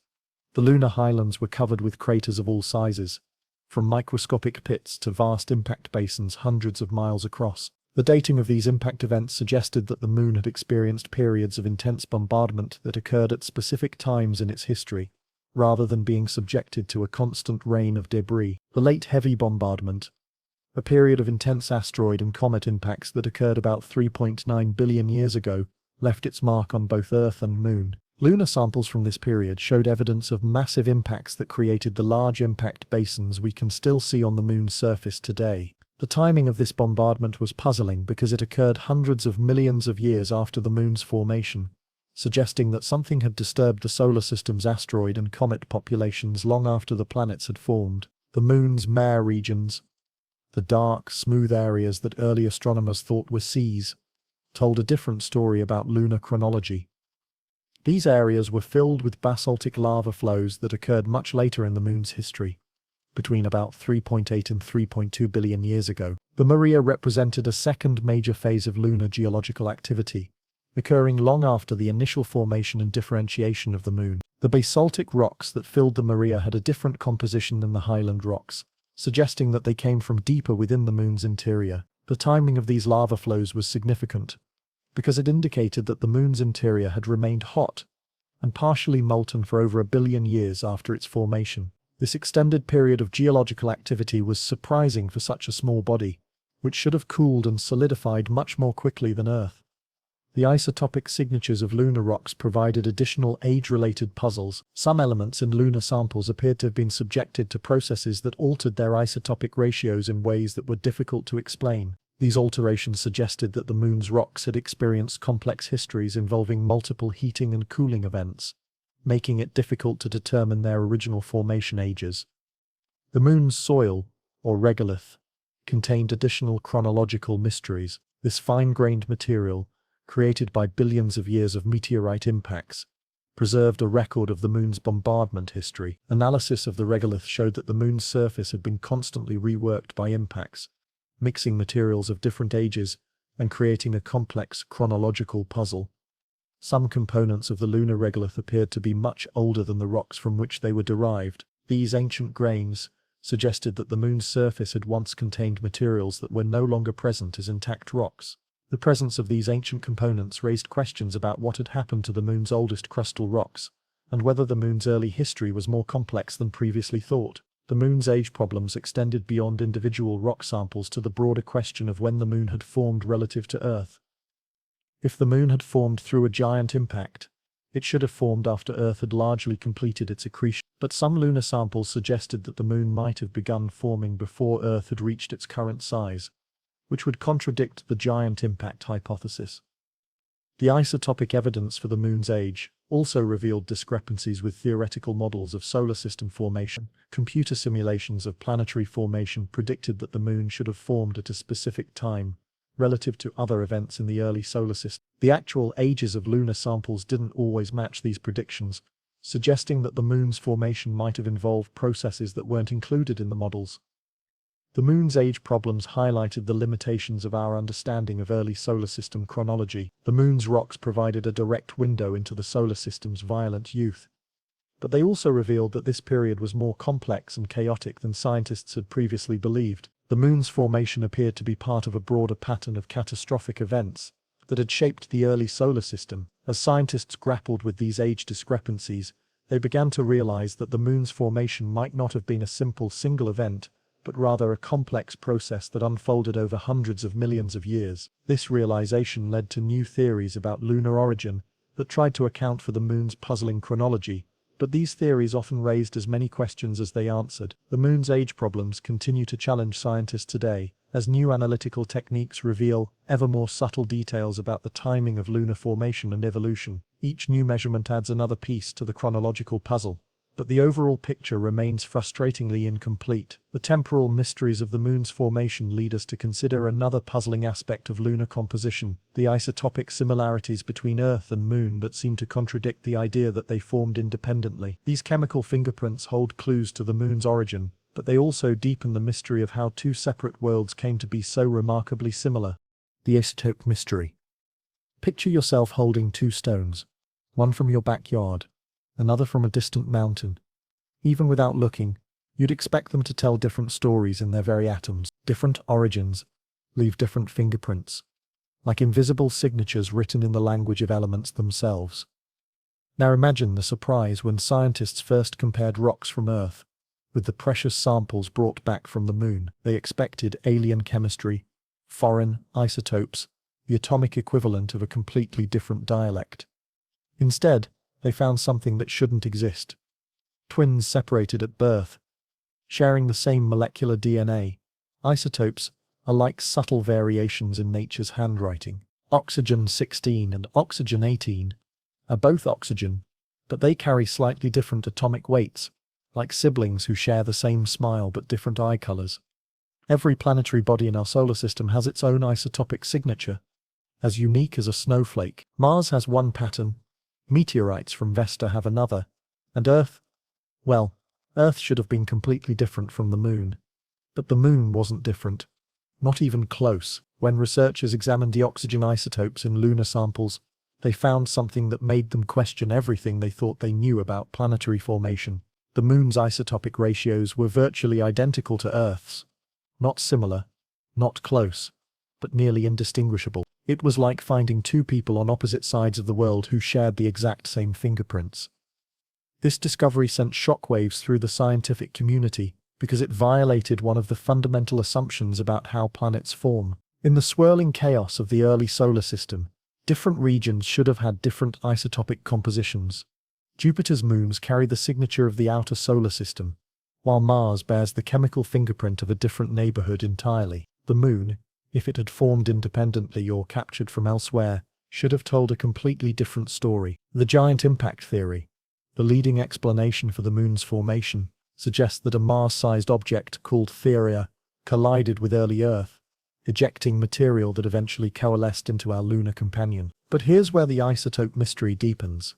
If the Moon formed from both Earth and Theria, it should show a mixture of both signatures. Instead, it shows almost exclusively Earth's signature, as if Theria had somehow perfectly matched our planet's composition, an astronomical coincidence so unlikely it borders on impossible. Some scientists proposed that the impact was so violent it completely vaporized and mixed both bodies, creating a uniform isotopic signature, but computer simulations struggle to reproduce conditions extreme enough to achieve such perfect mixing, while still forming the Moon we see today. It's like trying to blend two different colors of paint so thoroughly that no trace of the original hues remains. Theoretically possible but practically challenging. The titanium isotope measurements added another layer to the mystery. These isotopes are particularly sensitive to different formation environments, and once again, Earth and Moon samples showed remarkable similarity.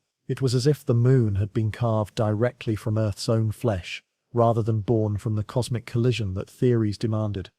Dr. Sarah Russell, a planetary scientist studying these isotopic puzzles, once described the findings as uncomfortably perfect.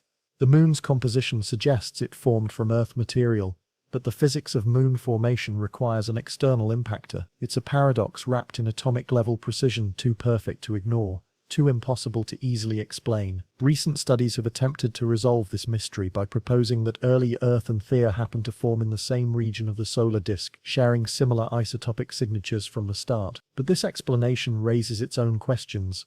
Why would two planet-sized objects form so close together with such similar compositions? And why don't we see this pattern elsewhere in the solar system? As you drift towards sleep tonight, consider this. Somewhere in the moon's ancient rocks lies a secret written in the language of atoms, a chemical fingerprint that suggests our celestial companion's origin story is far more complex and mysterious than we ever imagined. The isotopes whisper of connections deeper than mere proximity, of a relationship between Earth and Moon that defies our understanding of how worlds are born, the far side, and the unknown. There's something profoundly unsettling about a familiar face that suddenly turns away, revealing features you've never seen before. For countless generations, humanity knew only one face of the moon, the same patterns of light and shadow that watched over our ancestors' dreams. We never imagined that our celestial companion was hiding an entirely different world on its far side. The first glimpse of the moon's hidden hemisphere came in 1959, when the Soviet Luna 3 spacecraft swung around our lunar neighbor and transmitted grainy images back to Earth. What those pictures revealed challenged everything we thought we knew about our familiar moon. The far side wasn't just different, it was alien, as if someone had taken two completely different worlds and somehow fused them into one. Where the near side displays the smooth, dark seas called Maria, those ancient lava plains that form the familiar man in the moon pattern, the far side is almost entirely covered in craters. It's a battered, ancient landscape that looks like it's been through a cosmic war. The contrast is so dramatic that early astronomers wondered if they were looking at the same celestial body.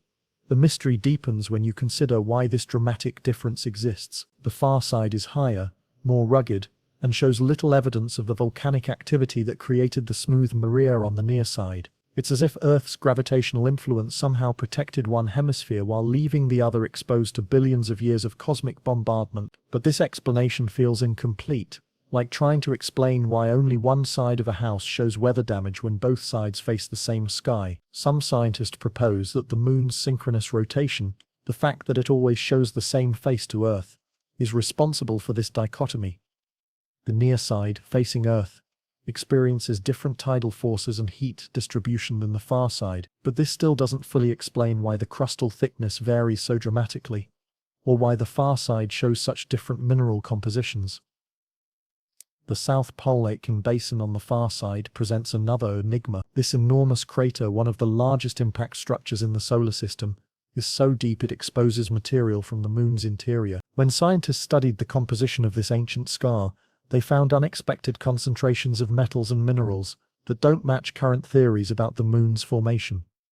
It's as if the impact revealed a lunar interior that shouldn't exist according to our models. Perhaps most intriguingly, the far side is where radio astronomers dream of building telescopes.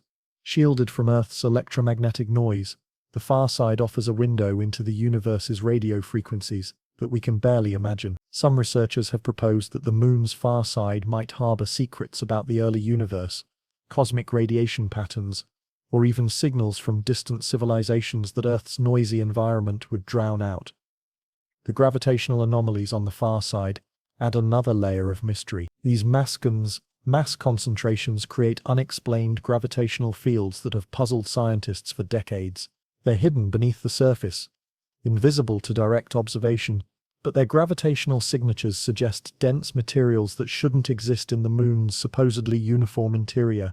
Recent Chinese missions to the far side have revealed even more puzzles. The Chang'e 4 lander, the first to touch down on the moon's hidden hemisphere, discovered unusual mineral compositions and soil characteristics that don't match samples from the near side. It's as if the two sides of the moon tell completely different geological stories. There's something almost intentional about the moon's hidden face, as if it were designed to keep secrets. The fact that the moon's rotation is perfectly synchronized with its orbit around Earth ensuring the same face always points toward us. Seems like too perfect a coincidence. This tidal locking, while explainable by gravitational physics, creates a natural vault where the moon's deepest secrets remain hidden from casual observation. As you settle into the rhythm of sleep, imagine floating in the silence of space, watching the moon slowly rotate to reveal its hidden face. What secrets might that ancient cratered landscape hold? What stories might those untouched regions tell about the moon's mysterious origins? The far side remains largely unexplored. A cosmic terror, incognita that might hold the key to understanding why our moon exists at all. Dust, magnetism, and other oddities. Sometimes the smallest details reveal the biggest mysteries. Moon dust, that fine powder that clings to everything and sparkles in the harsh lunar sunlight, behaves in ways that make scientists shake their heads in bewilderment. It's not just dust. It's a substance that defies our understanding of how particles should behave in the vacuum of space. The first astronauts to walk on the moon described the lunar dust as having an almost electrical quality. It stuck to their spacesuits with surprising tenacity, glowing faintly in the darkness and creating patterns that seemed to move on their own. Neil Armstrong noted that the dust would cling to vertical surfaces and even hang in the airless environment longer than physics should allow. It was as if the moon's surface had its own mysterious energy.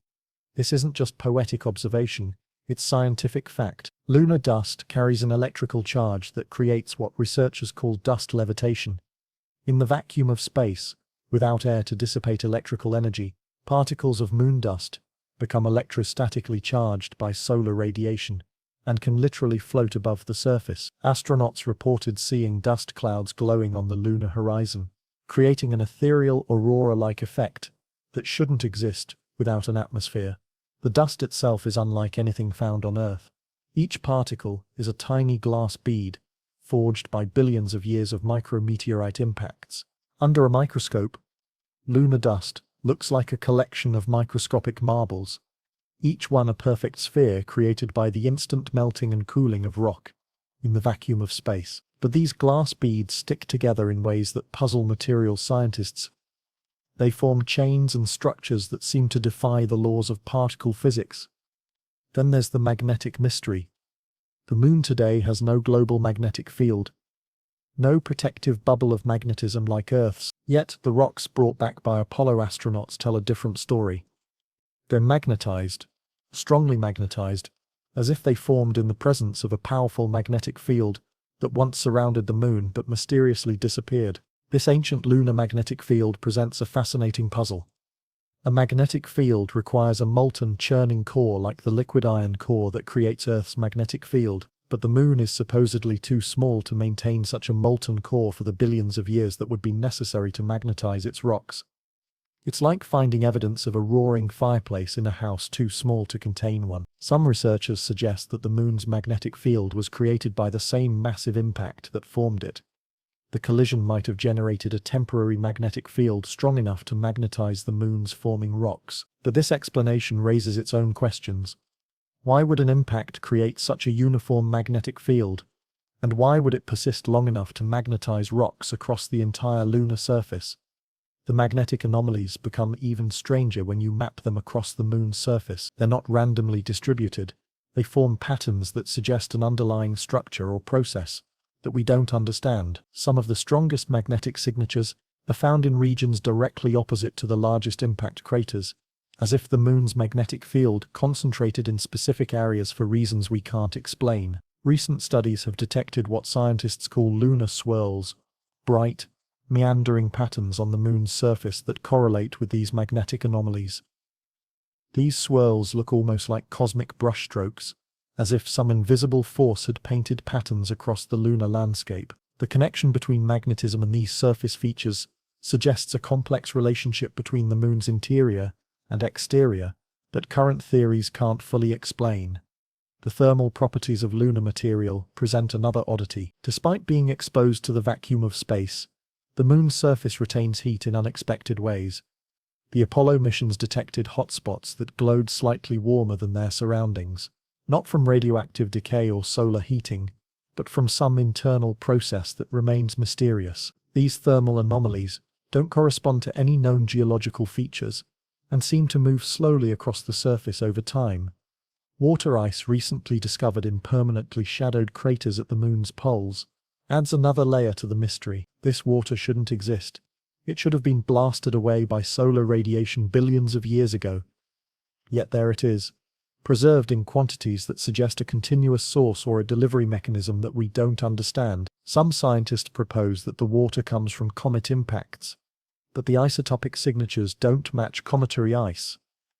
The seismic data from Apollo's lunar seismometers revealed that the moon rings like a bell when impacted. This sustained vibration suggests an internal structure that's either completely solid or hollow, both possibilities that challenge our understanding of how planetary bodies form and evolve. A solid moon shouldn't ring so clearly, while a hollow moon defies everything we know about planetary formation. As you drift into sleep, imagine the moon's surface glowing with its own mysterious light dust particles dancing in electric fields, ancient magnetic patterns etched into stone, and water ice hiding in shadows that never see the sun. These small details whisper of a lunar story far more complex than we ever imagined. Ancient myths of the moon's arrival. Long before telescopes and space missions, our ancestors looked up at the night sky and told stories that might have been more than mere mythology. Scattered across the globe, separated by oceans and centuries, different cultures preserved remarkably similar memories. Tales of a time when the moon was not in the sky, when the night was darker, and when the rhythms of Earth moved to a different celestial beat. The ancient Greeks spoke of the Proserpines, meaning before the moon. These were people who claimed to have lived before the moon appeared in the sky. The Greek historian Apollodorus wrote about the Akkadians, who boasted that they were older than the moon itself. Aristotle mentioned tribes in Arcadia who called themselves pre-lunar, suggesting their ancestors had witnessed the moon's arrival. Thousands of miles away, the ancient Mayans told a similar story. Their creation myths describe a time when the sky was dark, when only the sun ruled the heavens, and when the moon appeared suddenly, bringing with it new cycles of time and tide. The Mayan calendar system, with its intricate lunar calculations, seems to mark not just the moon's cycles, but perhaps the memory of its arrival. The Zulu people of South Africa preserved oral traditions about the bringers of the moon, beings who rolled the moon into the sky like a vast ball of light. Their stories describe how the Earth once spun differently, how the seasons followed different patterns, and how the appearance of the moon changed everything about how life moved and grew on Earth. In the Amazon rainforest, indigenous tribes tell stories of the night without moon, a time when the darkness was complete, when certain animals behaved differently, and when the tides were smaller. These oral traditions passed down through generations describe the moon's arrival as a pivotal moment in Earth's history, marking the beginning of the current age of the world. The ancient Assyrians recorded observations of celestial changes that some scholars interpret as descriptions of the moon's capture by Earth's gravitational field. Their cuneiform tablets describe the great wandering star that came close to Earth and then remained, changing the patterns of the night sky forever. What makes these stories particularly intriguing is their consistency across cultures that had no contact with each other. The details vary, but the core narrative remains remarkably similar. There was a time before the moon. The moon arrived suddenly, and its arrival changed everything about life on Earth. These aren't just creation myths, they're specific, detailed accounts that seem to describe a real astronomical event. Modern researchers have begun to take these ancient stories more seriously. The late astronomer Carl Sagan suggested that oral traditions might preserve accurate memories of astronomical events across thousands of years. The Aboriginal Australians, for example, have oral traditions that accurately describe the formation of meteor craters and the behavior of stars, traditions that have been verified by modern astronomy. The Roman writer Ovid in his Metamorphoses described a time when the moon was not yet in the sky. The Roman historian Livy wrote about ancient Italian tribes who claimed their ancestors had seen the moon appear in the sky. These weren't primitive people telling simple stories. These were sophisticated civilizations with detailed astronomical knowledge. The ancient Vedic texts of India describe the cosmic cycles of creation and destruction, including periods when different celestial bodies appeared and disappeared from the sky. The Rig Veda contains verses that seem to describe the moon's arrival and its effects on Earth's climate and tides. Some researchers have proposed that these myths might preserve genetic memories of a time when the moon was captured by Earth's gravity. If the moon was once a wandering body that came too close to Earth, its capture would have been a spectacular event. Perhaps the most dramatic astronomical event in human history. The massive tidal forces, the changes in Earth's rotation, and the sudden appearance of a bright new object in the sky would have been traumatic enough to burn itself into humanity's collective memory. The consistency of these stories across cultures suggests they might be more than coincidence. When the same basic narrative appears in Australia, Africa, the Americas, and Europe, it's worth considering whether these stories preserve a historical truth that science is only beginning to understand. Dr. Emanuel Velikovsky, though controversial, compiled hundreds of these ancient texts and suggested they describe real astronomical events. While his theories were largely rejected by mainstream science, his documentation of these cross-cultural myths remains valuable. The stories themselves exist, regardless of their interpretation. As you settle into sleep tonight, imagine the night sky without its familiar companion. Picture our ancestors looking up at a moonless darkness, counting stars that seemed brighter without lunar interference. Then imagine their awe and terror as a new celestial body appeared, bright and full, changing the very rhythm of their world. Perhaps these ancient stories are more than mythology. Perhaps they're humanity's oldest astronomical observations, preserved in the language of legend and song. Artificial moon theories. There's something almost too perfect about our moon. Its size, its distance, its influence on Earth's tides and climate. This perfection has led some researchers down a fascinating path of speculation. What if the moon isn't entirely natural? What if it was designed, engineered, or artificially placed in its current position? The idea sounds like science fiction, but it emerges from very real scientific puzzles. The moon's proportions relative to Earth are unique in our solar system. No other planet has a moon that's quite so large relative to its size, or positioned at just the right distance to create perfect solar eclipses.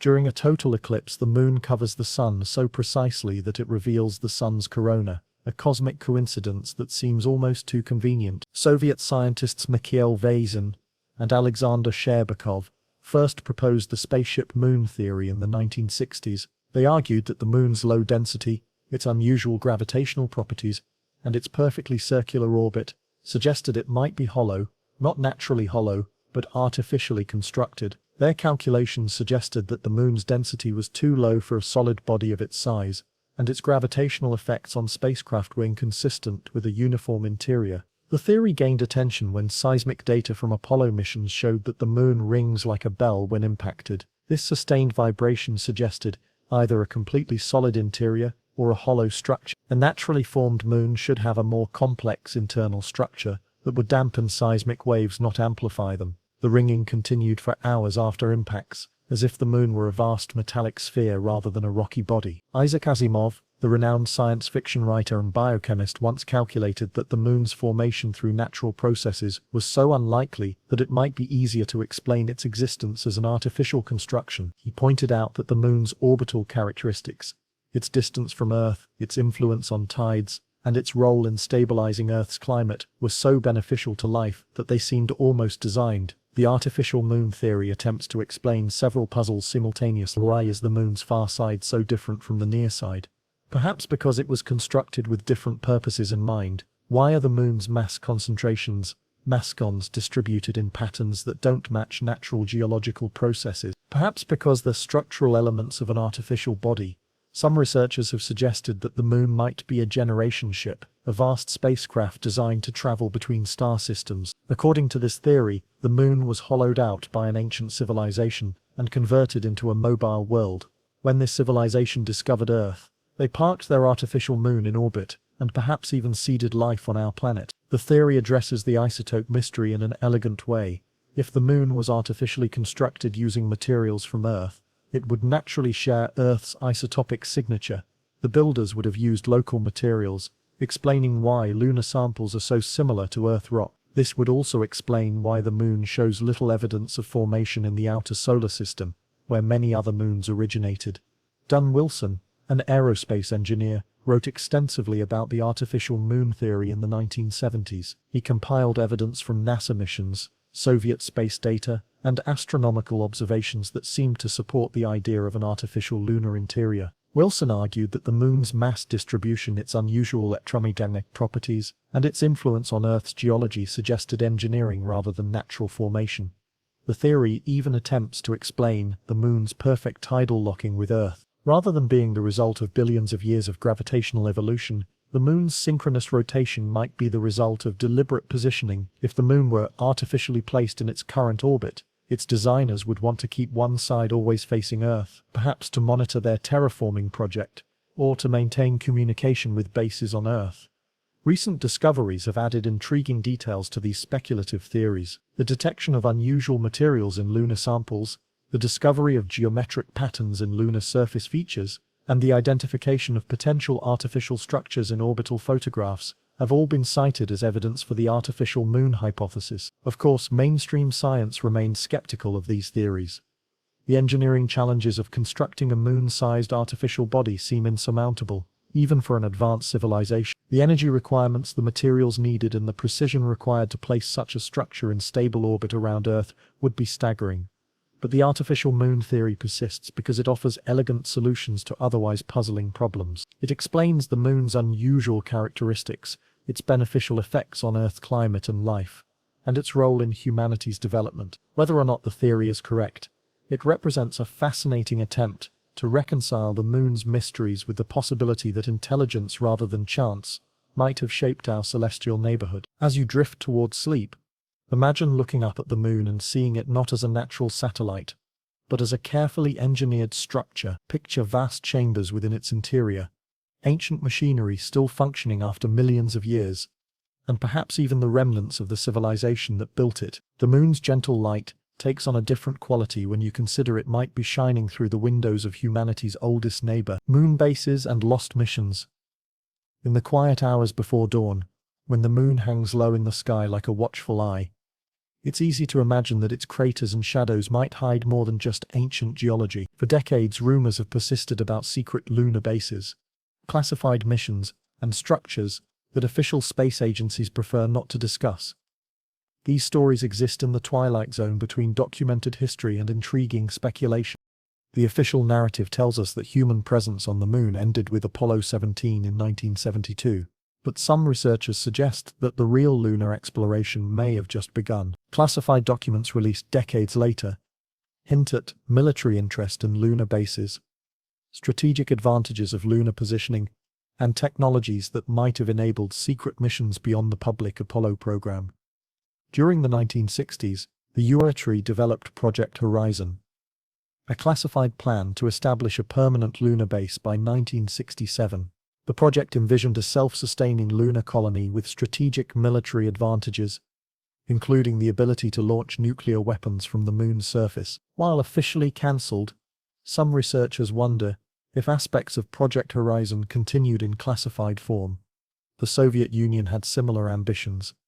Their lunar program achieved remarkable successes, including the first soft landing on the Moon and the first lunar rover. But Soviet archives, partially opened after the Cold War, reveal far more ambitious plans, permanent bases, mining operations, and even discussions of lunar cities.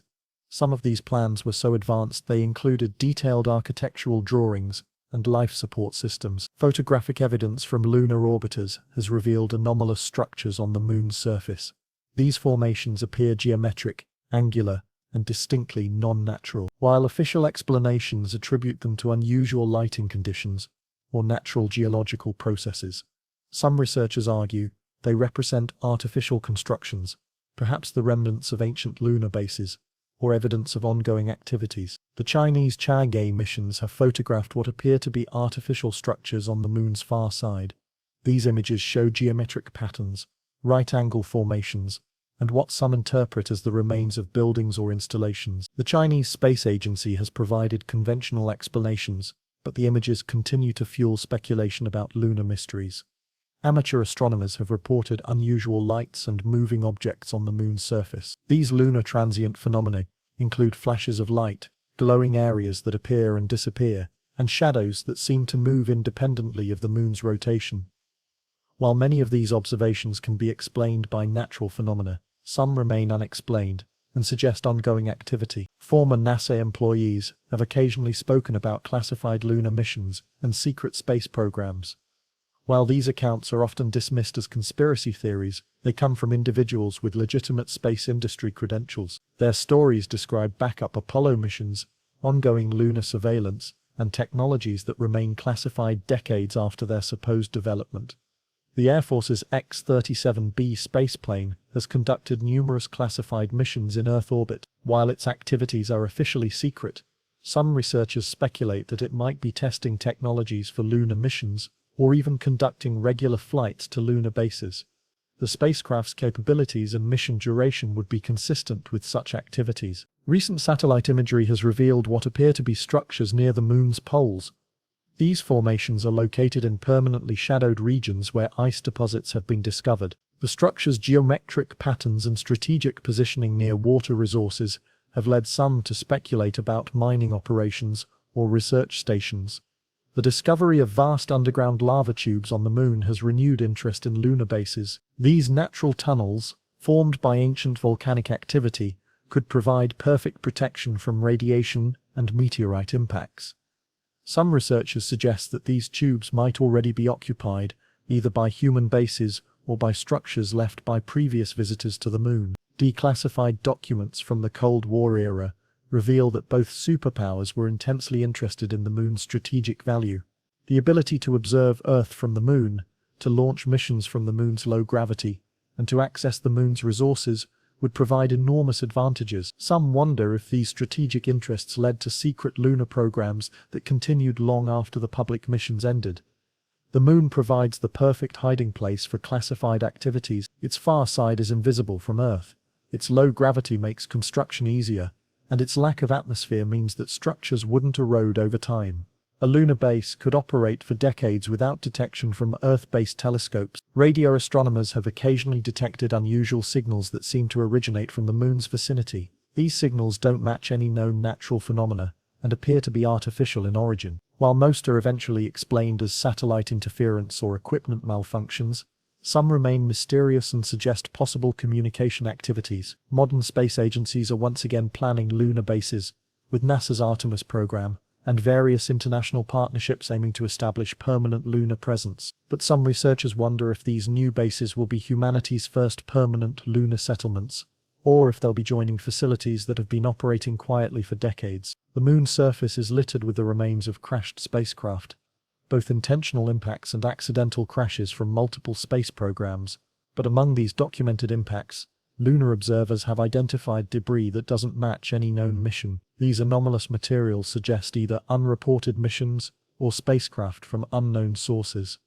As you settle into sleep, imagine the Moon not as a lifeless rock, but as a world where lights occasionally flicker in the darkness, where geometric structures cast shadows in airless valleys, and where the silence of space might be broken by the hum of machinery and the whisper of voices from hidden bases. The Moon keeps its secrets well, but perhaps some of those secrets aren't as ancient as we might think. Tides of influence. Every night as you sleep, the Moon pulls at your dreams with invisible fingers. Not metaphorically, but literally.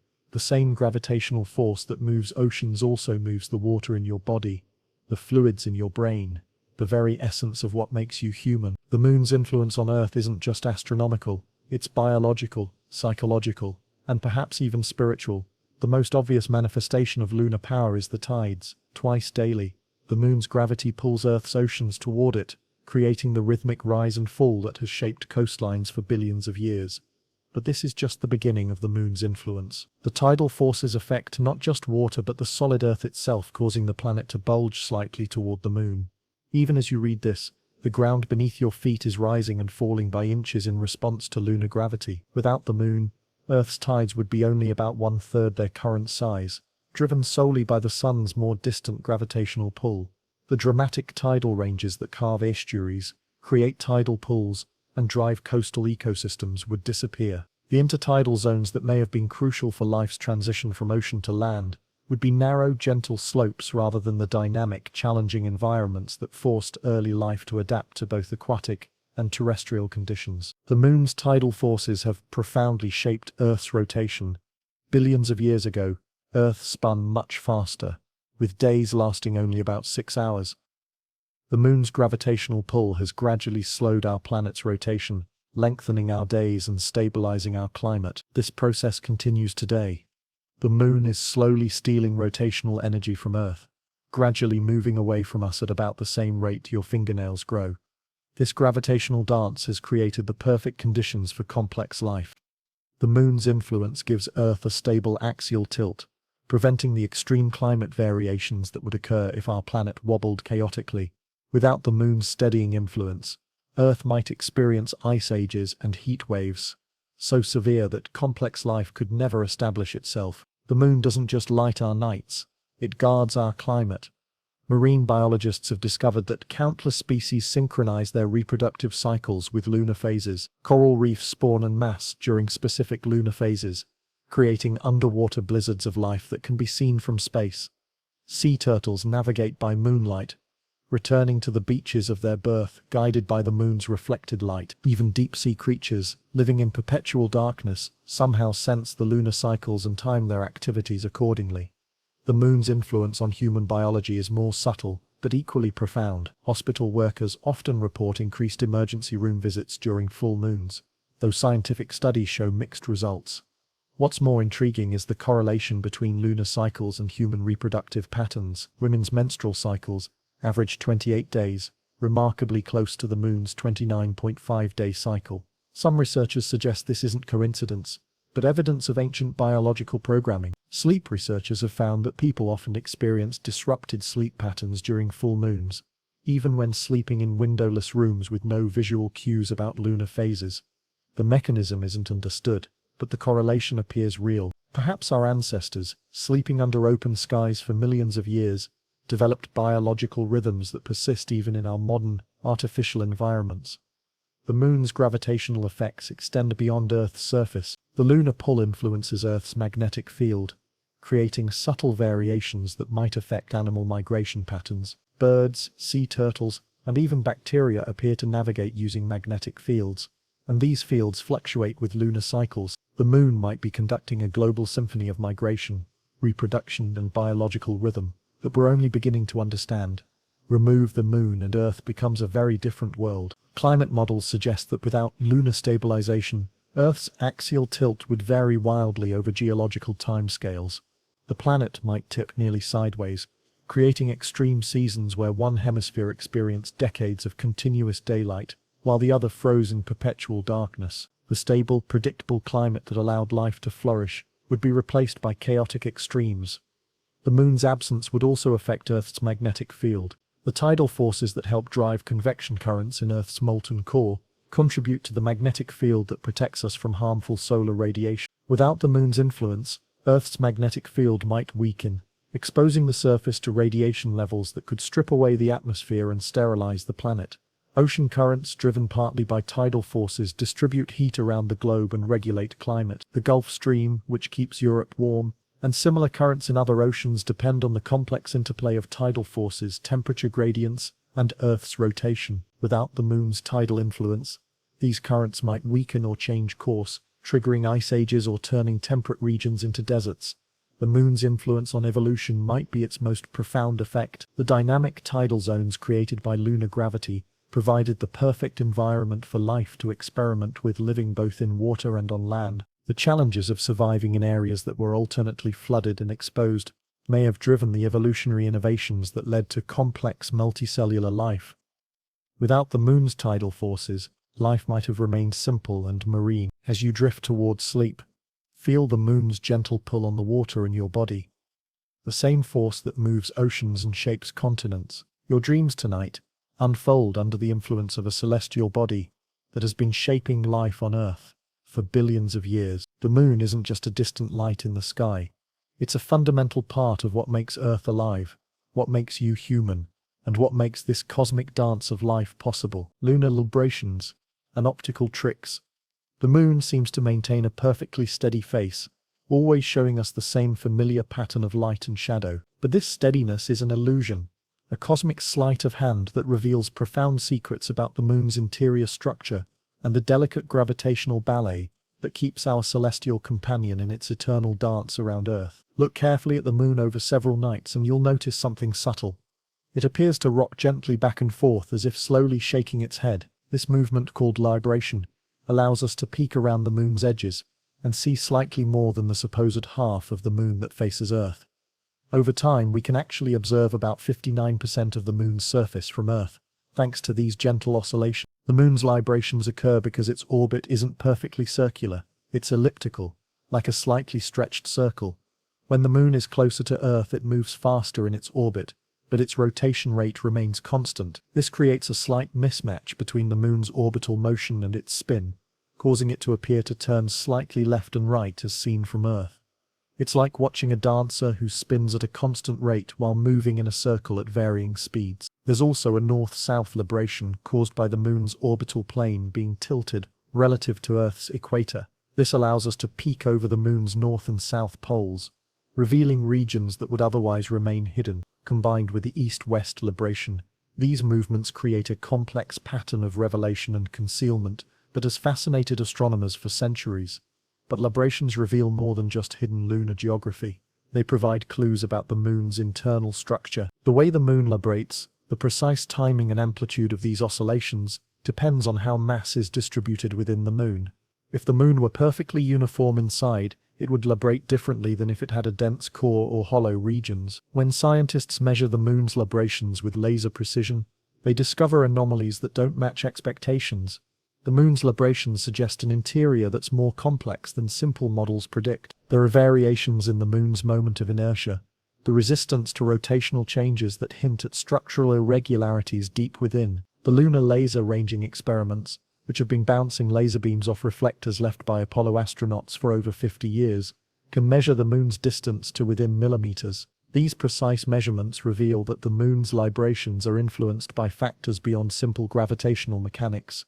The moon appears to have a slightly wobbly spin, as if its interior mass isn't distributed as uniformly as we assume. One of the most intriguing discoveries is that the moon's librations show evidence of what scientists call free libration, small oscillations that persist longer than they should if the moon were entirely solid. These lingering wobbles suggest that the moon's interior might have layers that can move independently of each other, like a raw egg spinning differently than a hard-boiled one. The moon's shape itself tells a story of ancient forces. It's not quite spherical but slightly flattened, as if it were frozen in the act of spinning faster than it currently does. This fossil bulge suggests that the moon once rotated much more rapidly, perhaps shortly after its formation. The fact that this bulge persists today indicates something unusual about the moon's internal structure. Either it's more rigid than expected, or there are internal forces maintaining this ancient shape. Optical illusions add another layer to the moon's mysteries. The moon appears larger when it's near the horizon than when it's high in the sky, even though its actual size doesn't change.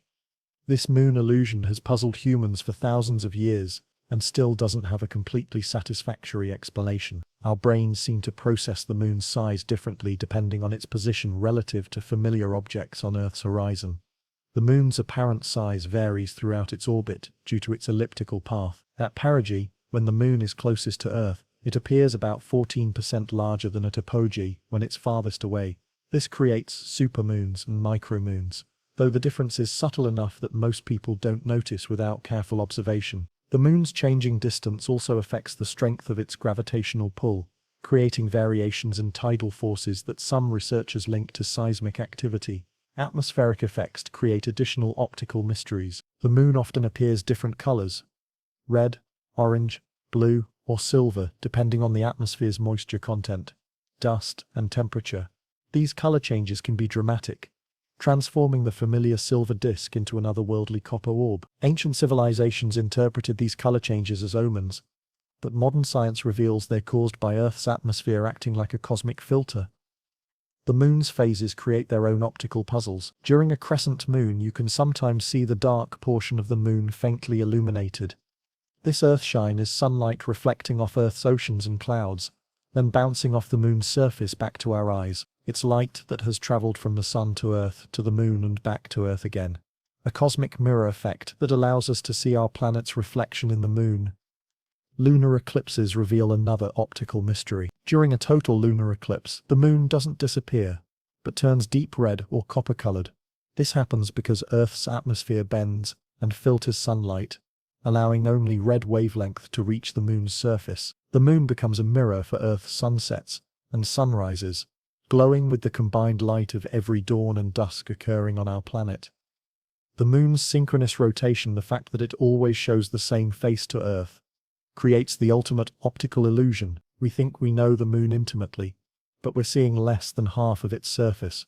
The hidden far side remains as mysterious as an undiscovered continent, revealed only through spacecraft missions and radar imaging. Modern digital photography has revealed optical phenomena that were invisible to earlier observers.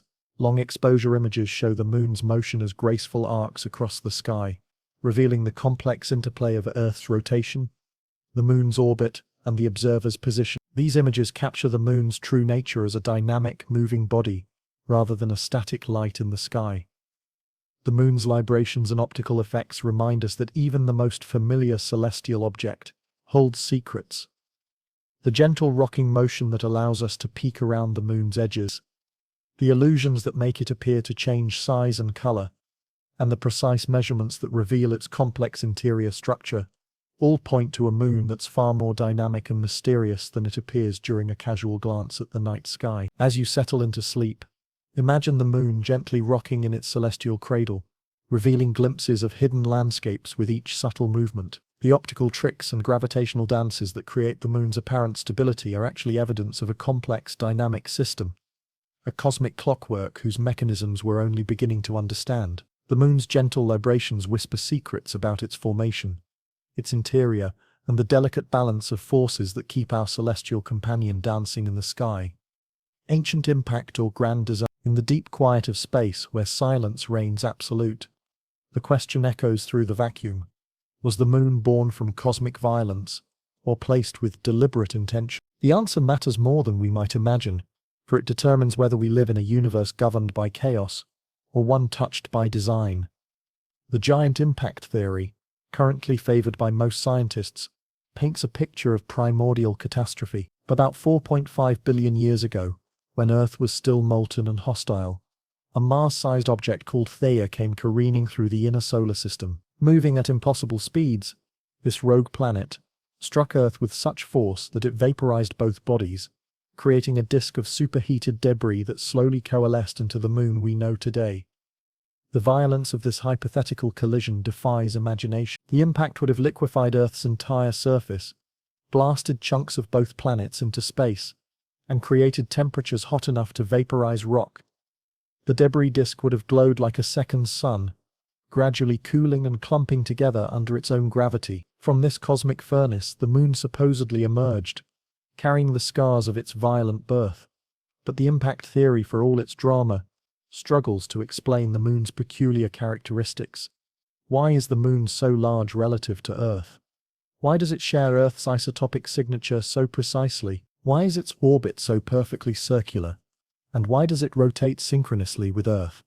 These questions suggest that if the moon was born from impact, it was an impact unlike any other in the solar system. The precision required for such an impact borders on the miraculous. EA would have had to approach Earth at exactly the right angle, with exactly the right velocity, and with exactly the right composition to create the moon we observe. A slightly different impact would have created multiple moons, no moon at all, or a moon with completely different characteristics.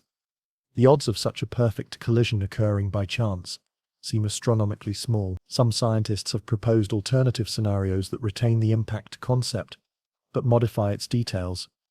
Perhaps Theia didn't collide with Earth but instead grazed it, creating a less violent, but still moon-forming encounter. Or perhaps there were multiple impacts, each one fine-tuning the moon's characteristics until it reached its current configuration.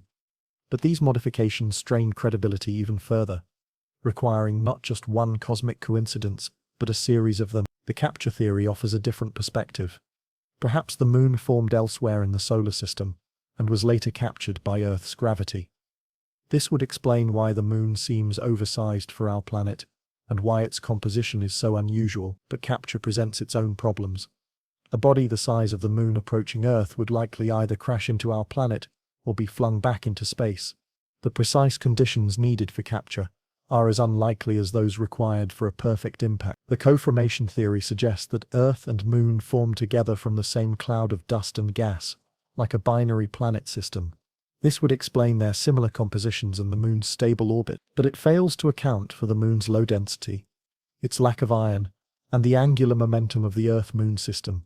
The physics of co-formation simply don't match the moon's observed characteristics. Each natural explanation for the moon's existence requires such specific conditions, such precise timing, and such unlikely coincidences that some researchers have begun to consider alternative possibilities. What if the moon's characteristics aren't the result of cosmic accident, but of deliberate design?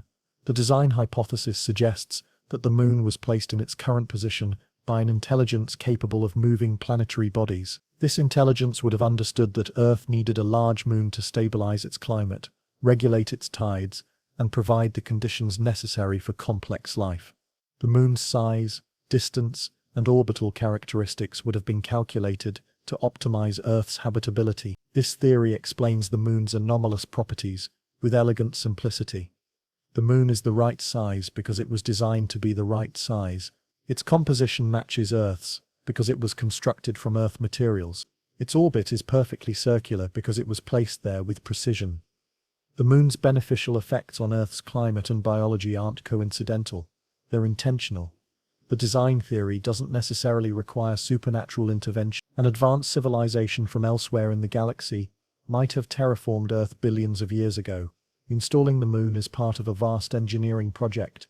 The moon could be a piece of technology disguised as a natural satellite, its true nature hidden beneath a veneer of rock and dust. Archaeological evidence on Earth hints at the possibility of ancient technological civilizations. Anomalous artifacts, impossible constructions, and mythological accounts of sky gods who moved celestial bodies suggest that Earth might have been visited by beings with astronomical engineering capabilities. The moon could be their greatest achievement, a planetary moon designed to nurture life on Earth. The mathematical precision of the moon's orbit supports the design hypothesis. The moon's distance from Earth is precisely calibrated to create perfect solar eclipses, stable tides, and optimal climate regulation. The probability of such precision occurring by chance is vanishingly small. It's like finding a Swiss watch in a field and wondering whether it formed naturally or was designed. Recent discoveries in astrobiology have revealed that the conditions required for complex life are incredibly specific. The habitable zone around stars is narrow. The chemical requirements for life are precise, and the physical conditions needed for evolution are delicate. The moon contributes to nearly every one of these requirements, suggesting that it might be an essential component of a designed biosphere. The search for extraterrestrial intelligence has focused on radio signals and distant planets, but perhaps the evidence of cosmic engineering is right above our heads. The moon might be a beacon, a calling card left by an advanced civilization to signal their presence to any species that develops enough to recognize artificial construction. As you drift toward sleep, consider the moon hanging in the sky above you. Is it a cosmic accident? A piece of debris from an ancient collision that happened to create the perfect conditions for life? Or is it something more deliberate, a carefully placed guardian, watching over Earth with the patience of eons? The moon keeps its secrets, but perhaps the very perfection of its presence is the greatest clue of all. In a universe of chaos and chance, sometimes the most likely explanation for perfection is design. The moon and human consciousness. Something profound happens to human consciousness under the full moon's light. Across cultures and centuries, people have reported vivid dreams, heightened emotions, and altered states of awareness when the moon is brightest. This isn't mere superstition, it's a phenomenon that connects us to the deepest mysteries of consciousness, biology, and our place in the cosmic order. The word lunacy comes from the Latin luna, meaning moon, reflecting humanity's ancient observation that madness and the lunar cycle seem connected. Medieval physicians prescribed different treatments depending on the moon's phase, believing that mental illness waxed and waned with the lunar cycle. Modern psychiatrists often dismiss these connections, but emergency room workers, teachers, and police officers frequently report increased unusual behavior during full moons. Research into the moon's effects on human consciousness has produced mixed results, but intriguing patterns emerge. Sleep studies show that people often experience more vivid dreams during full moons, even when sleeping in windowless rooms with no visual cues about lunar phases. The dreams reported during these periods tend to be more intense, more emotional, and more memorable than those occurring during other lunar phases. The moon's gravitational influence on human consciousness might operate through mechanisms we don't yet understand. The human brain is roughly 80% water, and the moon's gravity that pulls on Earth's oceans also affects this neural fluid. While the gravitational force is weak compared to other influences, it might be enough to subtly alter brain chemistry, neurotransmitter levels, or electrical activity in ways that affect consciousness. Ancient civilizations built their religious and cultural practices around lunar cycles, suggesting they recognized deep connections between the moon and human awareness. The Celtic Druids performed their most important ceremonies during specific lunar phases. Hindu festivals are timed to lunar cycles. Islamic and Jewish calendars follow lunar months. These weren't arbitrary choices. They reflect humanity's recognition that consciousness itself seems to fluctuate with the moon's phases. Women's menstrual cycles, averaging 28 days, mirror the moon's 29.5-day orbit. This biological synchronization suggests that human reproduction evolved in harmony with lunar rhythms. Some researchers propose that women's fertility cycles were originally synchronized with lunar phases, allowing entire communities to experience hormonal changes simultaneously. The emotional and psychological effects of hormonal fluctuations would have created shared states of consciousness tied to the moon's cycle. Hospital birth records show curious patterns related to lunar phases. While studies disagree about whether more babies are born during full moons, many midwives and obstetricians report that labor patterns seem to intensify during certain lunar phases. If the moon influences the timing of birth, it might also affect the neurological development of children born under different lunar conditions. The moon's light itself might affect human consciousness through mechanisms beyond simple illumination. Moonlight has a different spectral composition than sunlight, containing more blue wavelength that can suppress melatonin production. This could explain why many people feel more alert and experience altered sleep patterns during full moons. The brain's circadian rhythms, evolved over millions of years under natural moonlight, might retain sensitivity to these subtle light variations. Meditation practitioners often report enhanced experiences during full moons. The combination of increased natural light, gravitational effects, and perhaps subtle electromagnetic influences creates conditions that seem to facilitate deeper meditative states. Some meditation traditions specifically schedule group sessions during full moons, believing that the lunar influence enhances collective consciousness experiences. The moon's role in human consciousness might extend beyond individual effects to influence collective behavior. Historical analysis suggests that social upheavals, revolutions, and mass movements often peak during full moons. The French Revolution, the American Civil War, and numerous other historical events show curious correlations with lunar phases. Whether this reflects the moon's influence on human psychology, or simply the practical advantage of natural nighttime illumination remains unclear. Artists, writers, and creative individuals have long reported increased inspiration during full moons. The lunar influence on creativity might operate through the same mechanisms that affect dreams and emotional states. The moon's light and gravitational effects could enhance the brain's ability to make novel connections, access unconscious material, or experience the expanded awareness that fuels artistic creation. Some researchers propose that the moon's effects on consciousness operate through quantum mechanical processes in the brain. The moon's gravitational field might influence quantum states in neural microtubules, affecting the coherence of consciousness itself. This theory, while highly speculative, offers a potential mechanism for the moon's subtle but persistent influence on human awareness. The moon's phases might also affect the brain's default mode network, the neural system, active during rest and introspection. Full moons could enhance this network's activity, leading to increased self-reflection, emotional processing, and the kind of expanded awareness that many people report during lunar peaks. The moon might literally be opening windows into consciousness that normally remain closed. Children seem particularly sensitive to lunar influences. Teachers often report that classroom behavior changes during full moons, with students becoming more restless, creative, or emotionally volatile. Pediatric emergency rooms see increases in accidents and behavioral problems during full moons. Children's developing nervous systems might be more susceptible to the moon's subtle influences than adult brains. The moon's influence on human consciousness might be evolutionary, a vestige of our ancestors' need to remain alert during bright nights, when predators were active. The full moon provided enough light for nocturnal activity, but also increased vulnerability to predators. Natural selection might have favored individuals whose consciousness shifted during full moons, becoming more alert, more emotionally reactive, and more aware of their surroundings.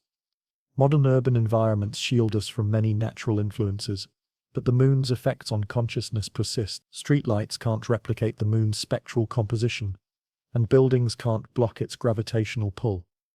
The moon remains one of the few natural forces that still reaches us in our artificial environments, maintaining an ancient connection between human consciousness and the cosmos. As you prepare for sleep tonight, notice how the moon's phase might be affecting your own consciousness.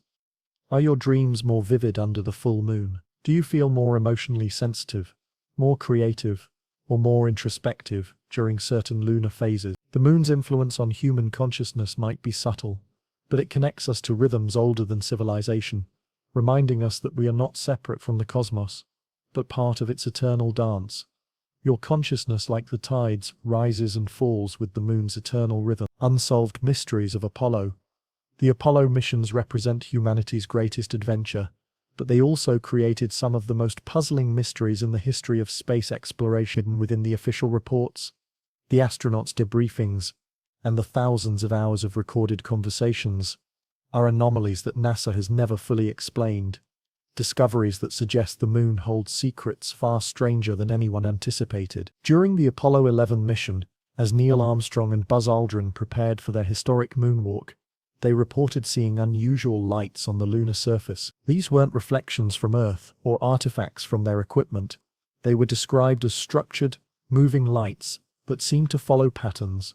The astronauts' communications with mission control, partially classified for years, include references to objects that couldn't be identified or explained. The Apollo 12 crew reported even more unusual phenomena. As they approached the moon, they observed what appeared to be artificial structures on the surface, geometric shapes that didn't match any known geological formations. The crew's photographs show anomalous objects that NASA has never adequately explained. Some appear to be massive, partially buried structures. Others look like the remains of previous missions, though no known spacecraft could account for them. Perhaps most intriguingly, the Apollo missions detected what appeared to be radio signals coming from the moon itself. These weren't reflections of Earth transmissions or communications from the spacecraft. They were signals originating from the lunar surface or interior. The signals followed patterns that suggested artificial origin, but they didn't match any known technology or natural phenomenon. The lunar samples brought back by Apollo missions contained materials that shouldn't exist according to current theories of lunar formation. Some samples showed evidence of processing or refinement that natural geological processes couldn't explain. Others contained isotopic ratios that suggested they had been subjected to artificial nuclear reactions. NASA has quietly studied these anomalous samples for decades without reaching definitive conclusions. Apollo astronauts reported gravitational anomalies during their missions, areas where their spacecraft experienced unexpected acceleration or deceleration. These weren't the known mass concentrations that had been detected by orbital missions. They were localized gravitational effects that seemed to move or change strength during the missions. Some astronauts described feeling as if their spacecraft were being gently guided during certain phases of their flights. The audio recordings from Apollo missions contain hours of conversations that were never made public. These recordings include discussions of observations that didn't make it into official reports, sightings of objects, unusual surface features and phenomena that the astronauts couldn't explain. The conversations suggest that the astronauts saw far more than they were permitted to discuss publicly. During the Apollo 14 mission, the crew reported detecting what appeared to be artificial electromagnetic emissions from the lunar surface. These signals were highly organized, following mathematical patterns that suggested intentional transmission. The signals were strongest in areas where the crew also observed unusual surface features, geometric patterns that looked more like construction than natural geology. The Apollo Lunar Surface Experiments Package, ALSEP, recorded seismic data that has never been fully explained. The moon's interior structure, as revealed by these instruments, doesn't match any conventional model of planetary formation. The seismic waves suggest large hollow spaces within the moon, or alternatively, structures so dense they create gravitational anomalies. Apollo crews reported unusual health effects during their missions. Beyond the expected impacts of radiation and zero gravity, the astronauts experienced psychological effects that seemed related to their proximity to the moon.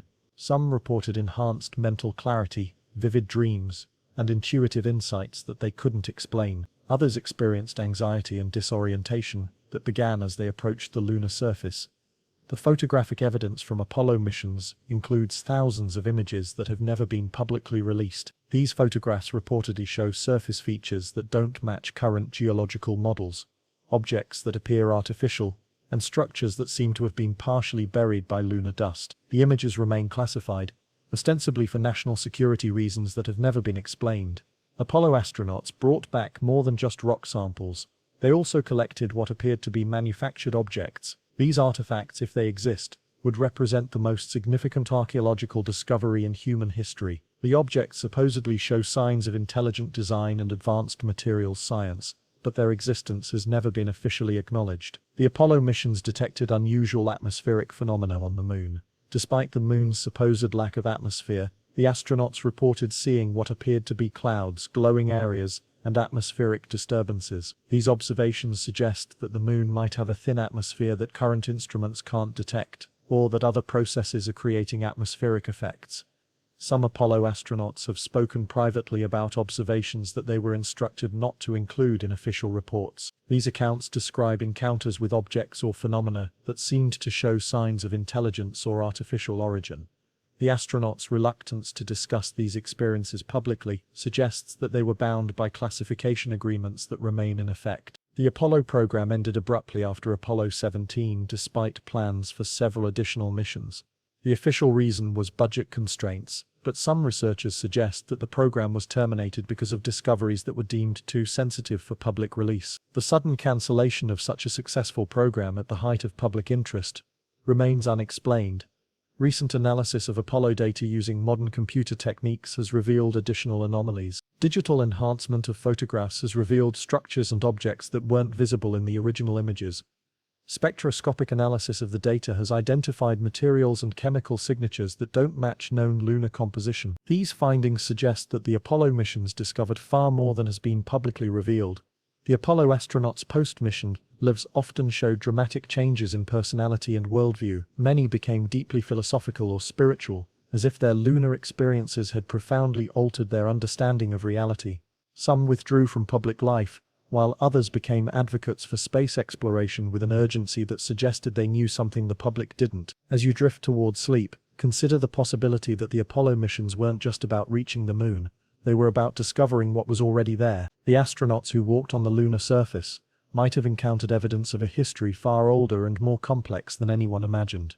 Their footprints in the lunar dust might have been the first human steps in a larger story that we're only beginning to understand. The Moon keeps its secrets, but perhaps some of those secrets were witnessed by 12 brave souls who carried the burden of knowledge too extraordinary to selenological blind spots. Even the most accomplished lunar scientists will admit, in quiet moments, that there are aspects of the Moon they simply cannot explain. These blind spots in our understanding aren't minor gaps in knowledge.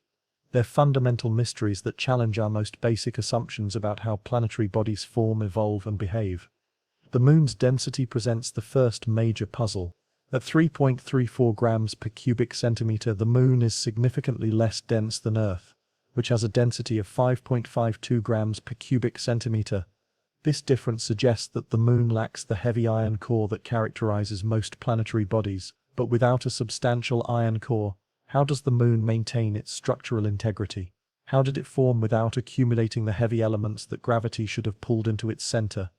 The absence of a significant magnetic field creates another blind spot. Rocky planets and moons typically generate magnetic fields through the motion of molten iron in their cores.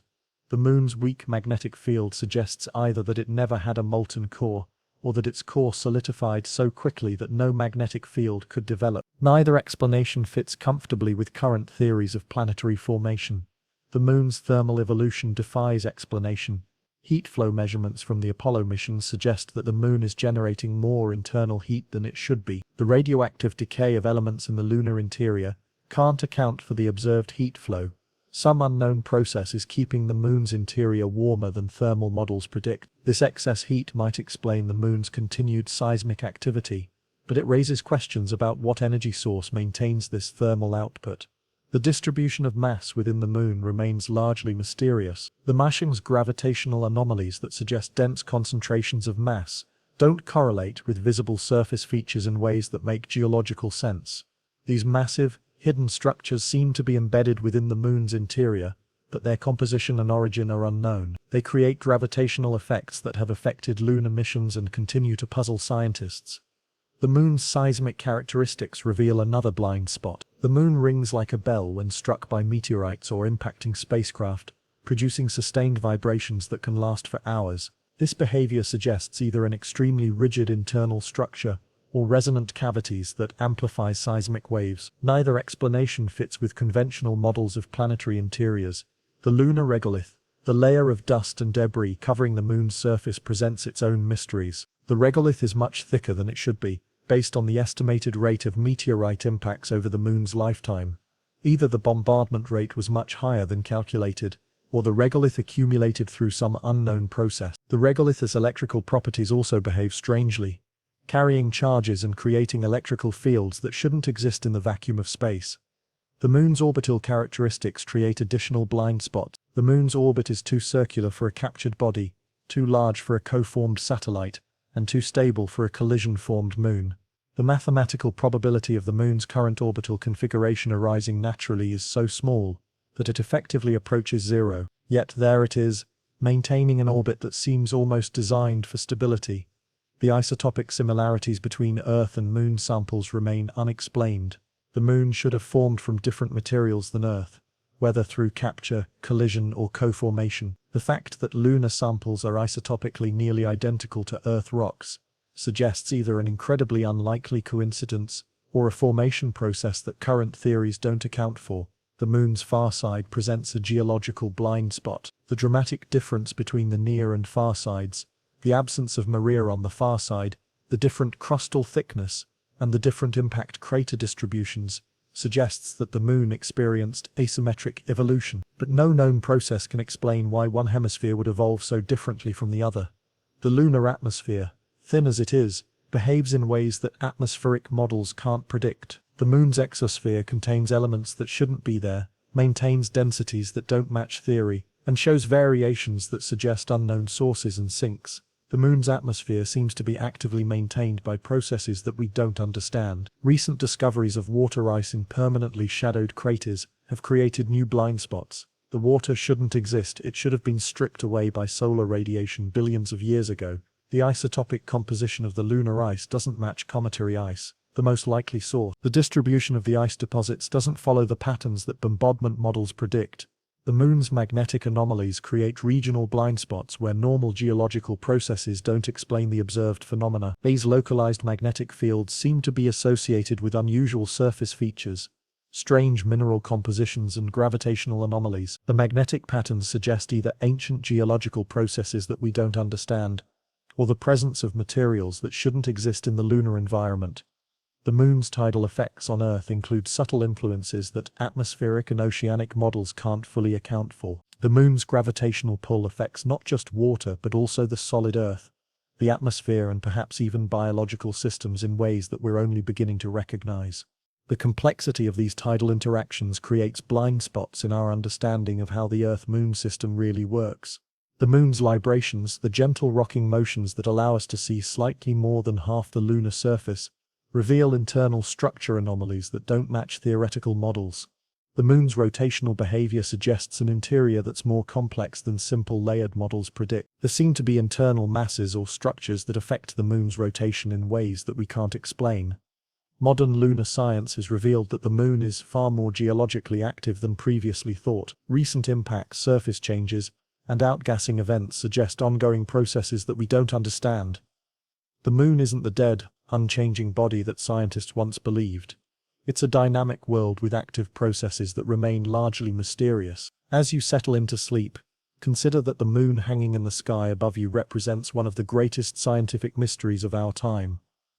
Despite decades of study, advanced instruments, and direct exploration, fundamental questions about the Moon's nature remain unanswered. The brightest object in our night sky might also be the most mysterious, a reminder that even our closest celestial neighbor keeps secrets that challenge our understanding of the universe itself. The moon's gentle light illuminates not just the night but also the vast gaps in human knowledge, blind spots where mystery begins and certainty ends.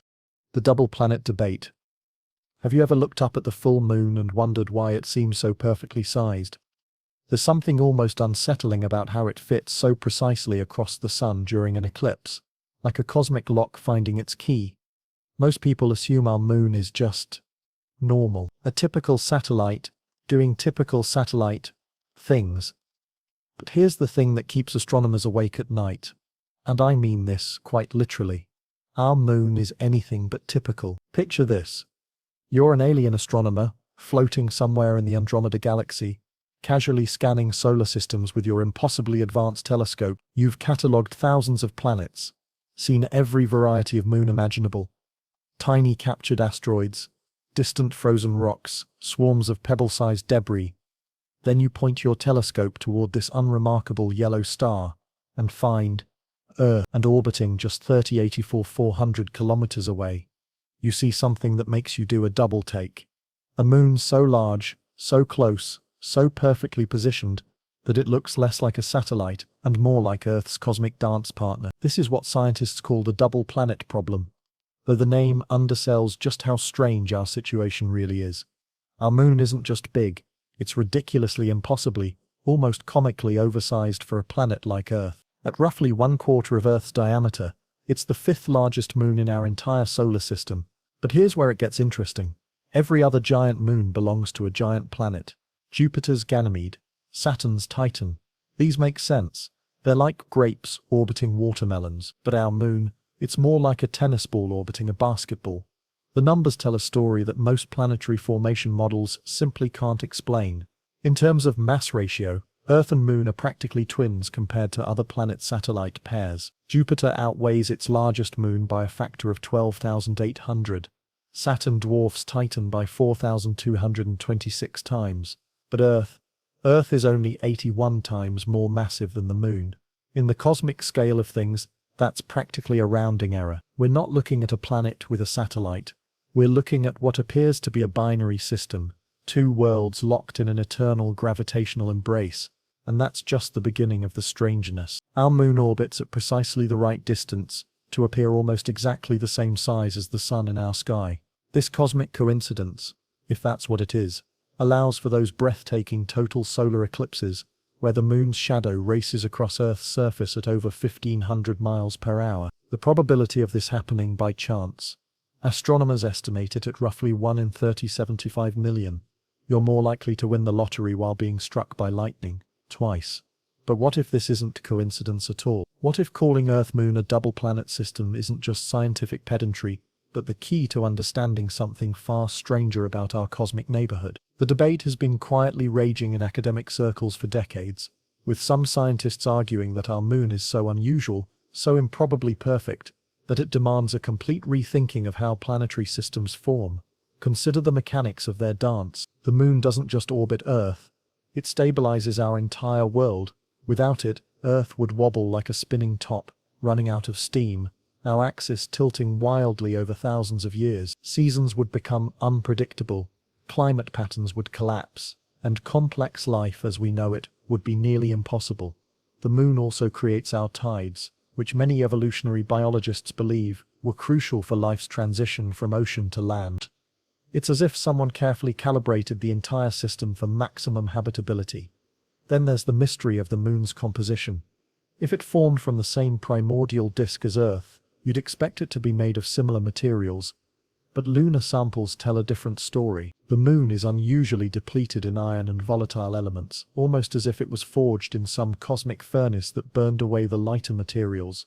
Its rocks are older than anything we've found on Earth, some dating back 4.5 billion years to the very dawn of our solar system. It's like finding a grandfather clock in a house full of digital watches. The orbital mechanics are equally puzzling. Most moons orbit around their planet's equator, following the same plane as the planet's rotation. It's the natural outcome of how rotating disks of material collapse and form satellite systems. But our moon orbits at a tilted angle, as if it arrived from somewhere else entirely, and never quite settled into the expected configuration. It's currently moving away from Earth at about 1.5 inches per year, a gradual goodbye that's been ongoing for billions of years. This slow separation reveals another layer of the mystery. Computer models show that in the distant past the Moon was much closer to Earth, perhaps only 15,000 miles away, compared to today's 240,000. At that distance it would have appeared enormous in the sky, creating tides hundreds of feet high that would have reshaped coastlines twice a day. The early Earth would have been a world of perpetual tidal apocalypse, with our companion looming overhead like a second, much larger sun. Some scientists have proposed that this isn't just a double planet system, it's a captured planet system. The idea suggests that our Moon originally formed elsewhere in the solar system, perhaps as a small planet in its own right, before some cosmic catastrophe sent it wandering. Earth's gravity eventually snared it, but the capture process would have been extraordinarily violent, potentially explaining both the Moon's unusual composition and its tilted orbit. But here's where the double planet theory gets really interesting. If Earth and Moon are truly a binary system, then their evolution has been inextricably linked from the very beginning.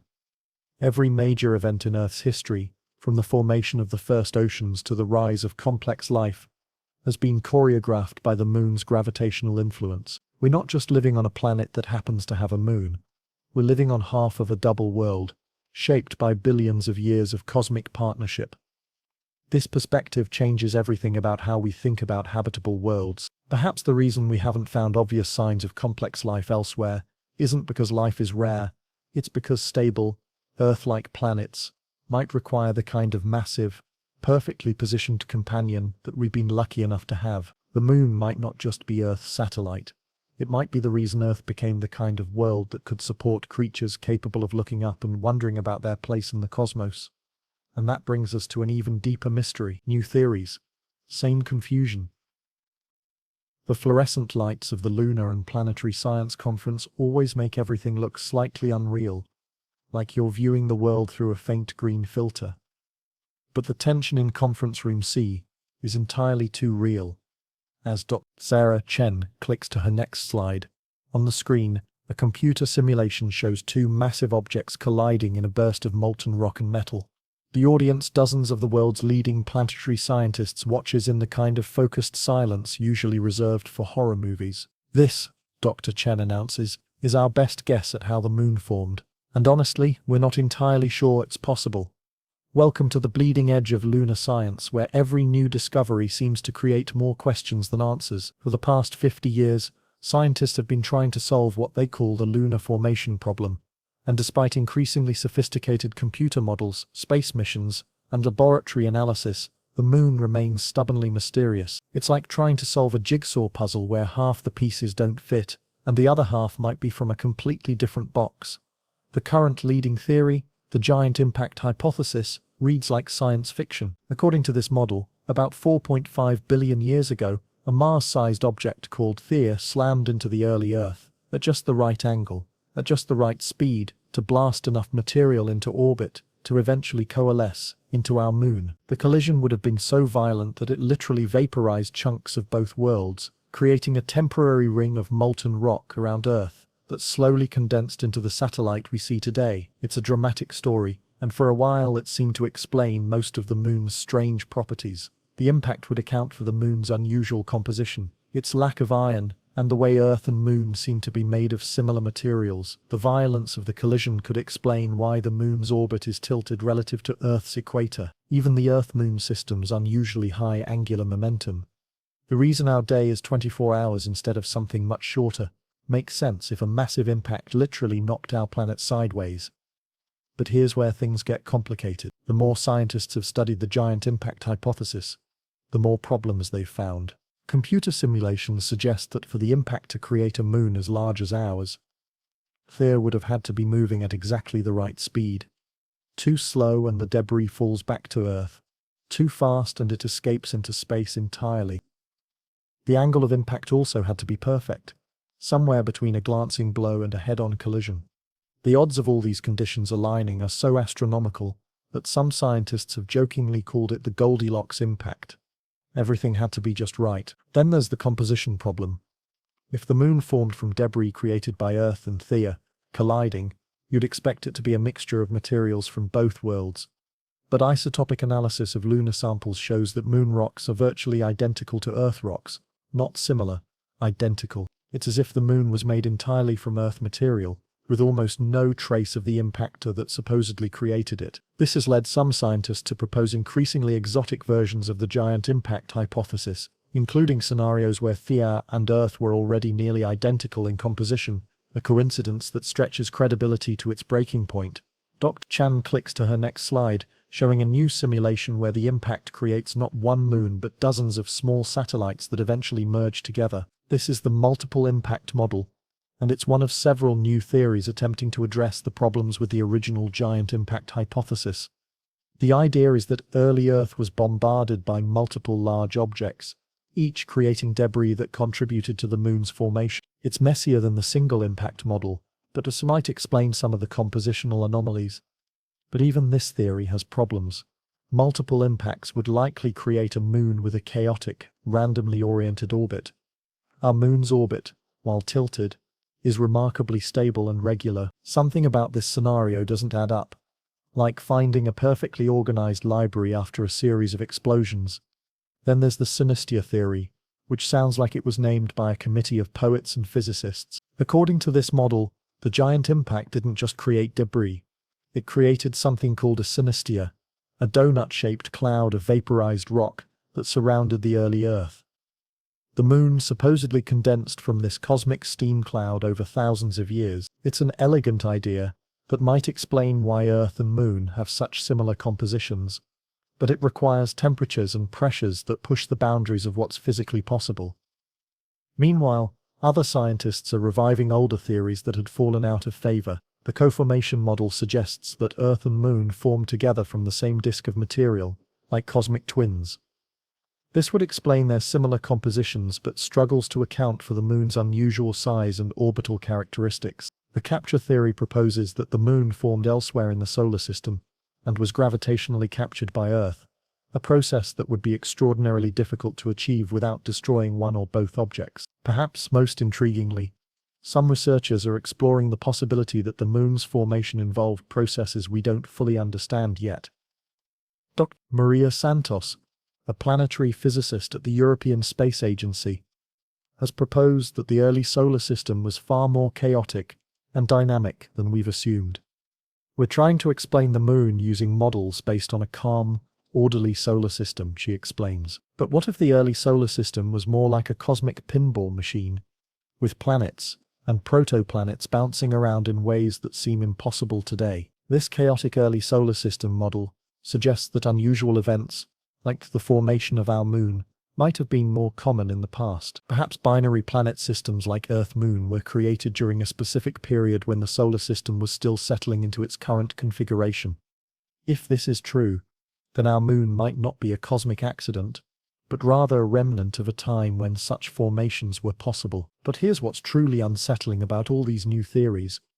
They're all based on computer simulations of events that happened 4.5 billion years ago. We're essentially trying to solve a crime scene that's older than life itself, using evidence that's been weathered by billions of years of cosmic radiation, impacts and geological processes.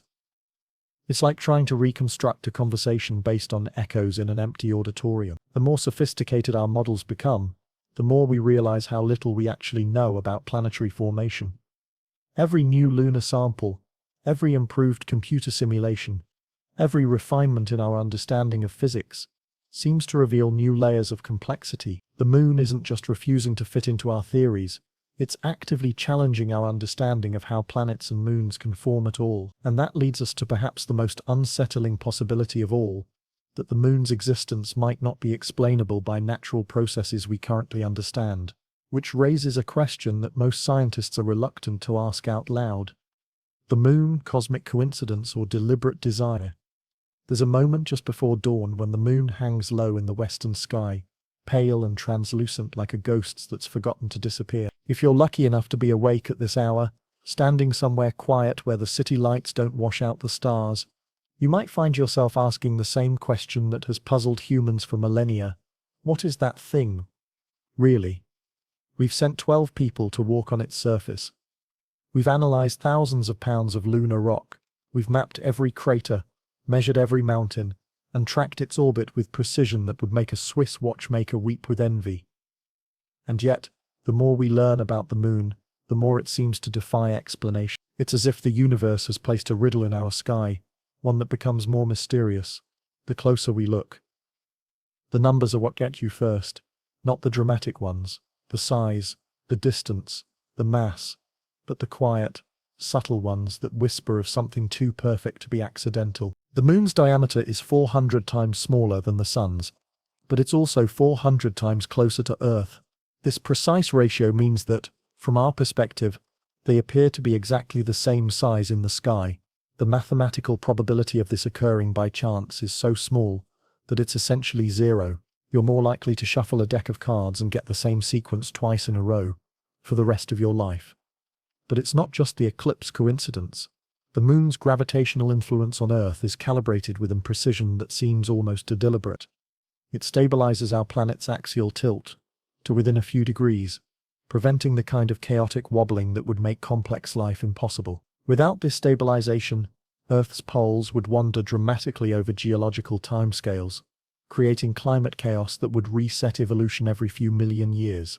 The moon also drives our tides, which many biologists believe were essential for life's transition from sea to land. It's as if someone carefully adjusted the cosmic dials to create the perfect environment for life to flourish. Then there's the moon's composition, which tells a story that doesn't quite make sense. It's missing the elements you'd expect if it formed naturally alongside Earth. Iron, for instance, which should be abundant but exists in strangely low concentrations. The moon's rocks are also unusually enriched in certain isotopes, as if they were processed in ways that natural planetary formation doesn't typically produce. Some lunar samples contain minerals that form only under specific temperature and pressure conditions, creating a geological fingerprint that doesn't match what we'd expect from any known formation process. The orbital mechanics are equally puzzling. Most moons orbit their planets in predictable patterns that reflect how they formed from rotating disks of material. But our moon's orbit is tilted at an angle that suggests it arrived from somewhere else entirely. It's currently moving away from Earth at about 1.5 inches per year, a gradual separation that's been ongoing for billions of years. Trace this process backward, and you find that the moon was once much closer to Earth, perhaps only 15,000 miles away. At that distance it would have filled a significant portion of the sky and created tides hundreds of feet high. This raises an uncomfortable question. If the moon formed naturally through any of the processes we understand, why does it appear to be so perfectly engineered for habitability? The giant impact hypothesis requires a collision so precisely calibrated that it strains credibility. The capture theory demands a gravitational interaction so delicate that it's almost impossible to achieve. The co-formation model struggles to explain why Earth and Moon are so different despite supposedly forming together. Some scientists have begun to explore a possibility that makes most of their colleagues deeply uncomfortable: that the Moon's characteristics are so improbable that they might not be natural at all. This isn't a new idea, it's been whispered about in scientific circles for decades, usually after a few drinks at conferences when people feel safe to voice their most heretical thoughts. But recently, the whispers have grown louder. Dr. Michael Harrison, a planetary physicist at Cambridge, has spent years studying what he calls lunar anomalies, features of the moon that don't fit any natural formation model. His research suggests that the moon's interior structure is fundamentally different from what we'd expect of a natural satellite. Seismic data from the Apollo missions revealed that the moon rings like a bell when struck by meteorites, suggesting a hollow or partially hollow interior. This is particularly strange because natural planetary bodies should have dense, solid cores. The moon's mascons, short for mass concentrations, present another puzzle. These are regions of unusually dense material beneath the lunar surface that create gravitational anomalies. They're distributed in patterns that don't match what we'd expect from natural geological processes. Some researchers have noted that the mascons seem to be positioned in ways that help stabilize the moon's orbit, almost as if they were placed there deliberately. Then there's the mystery of the moon's age. While most of the moon appears to be ancient, some of its features are puzzlingly young. The lunar maria, the dark, flat regions we see as the man in the moon, contain rocks that are billions of years old. But the patterns they form are surprisingly recent. It's as if an ancient canvas was painted with a design that's only a few 100 million years old.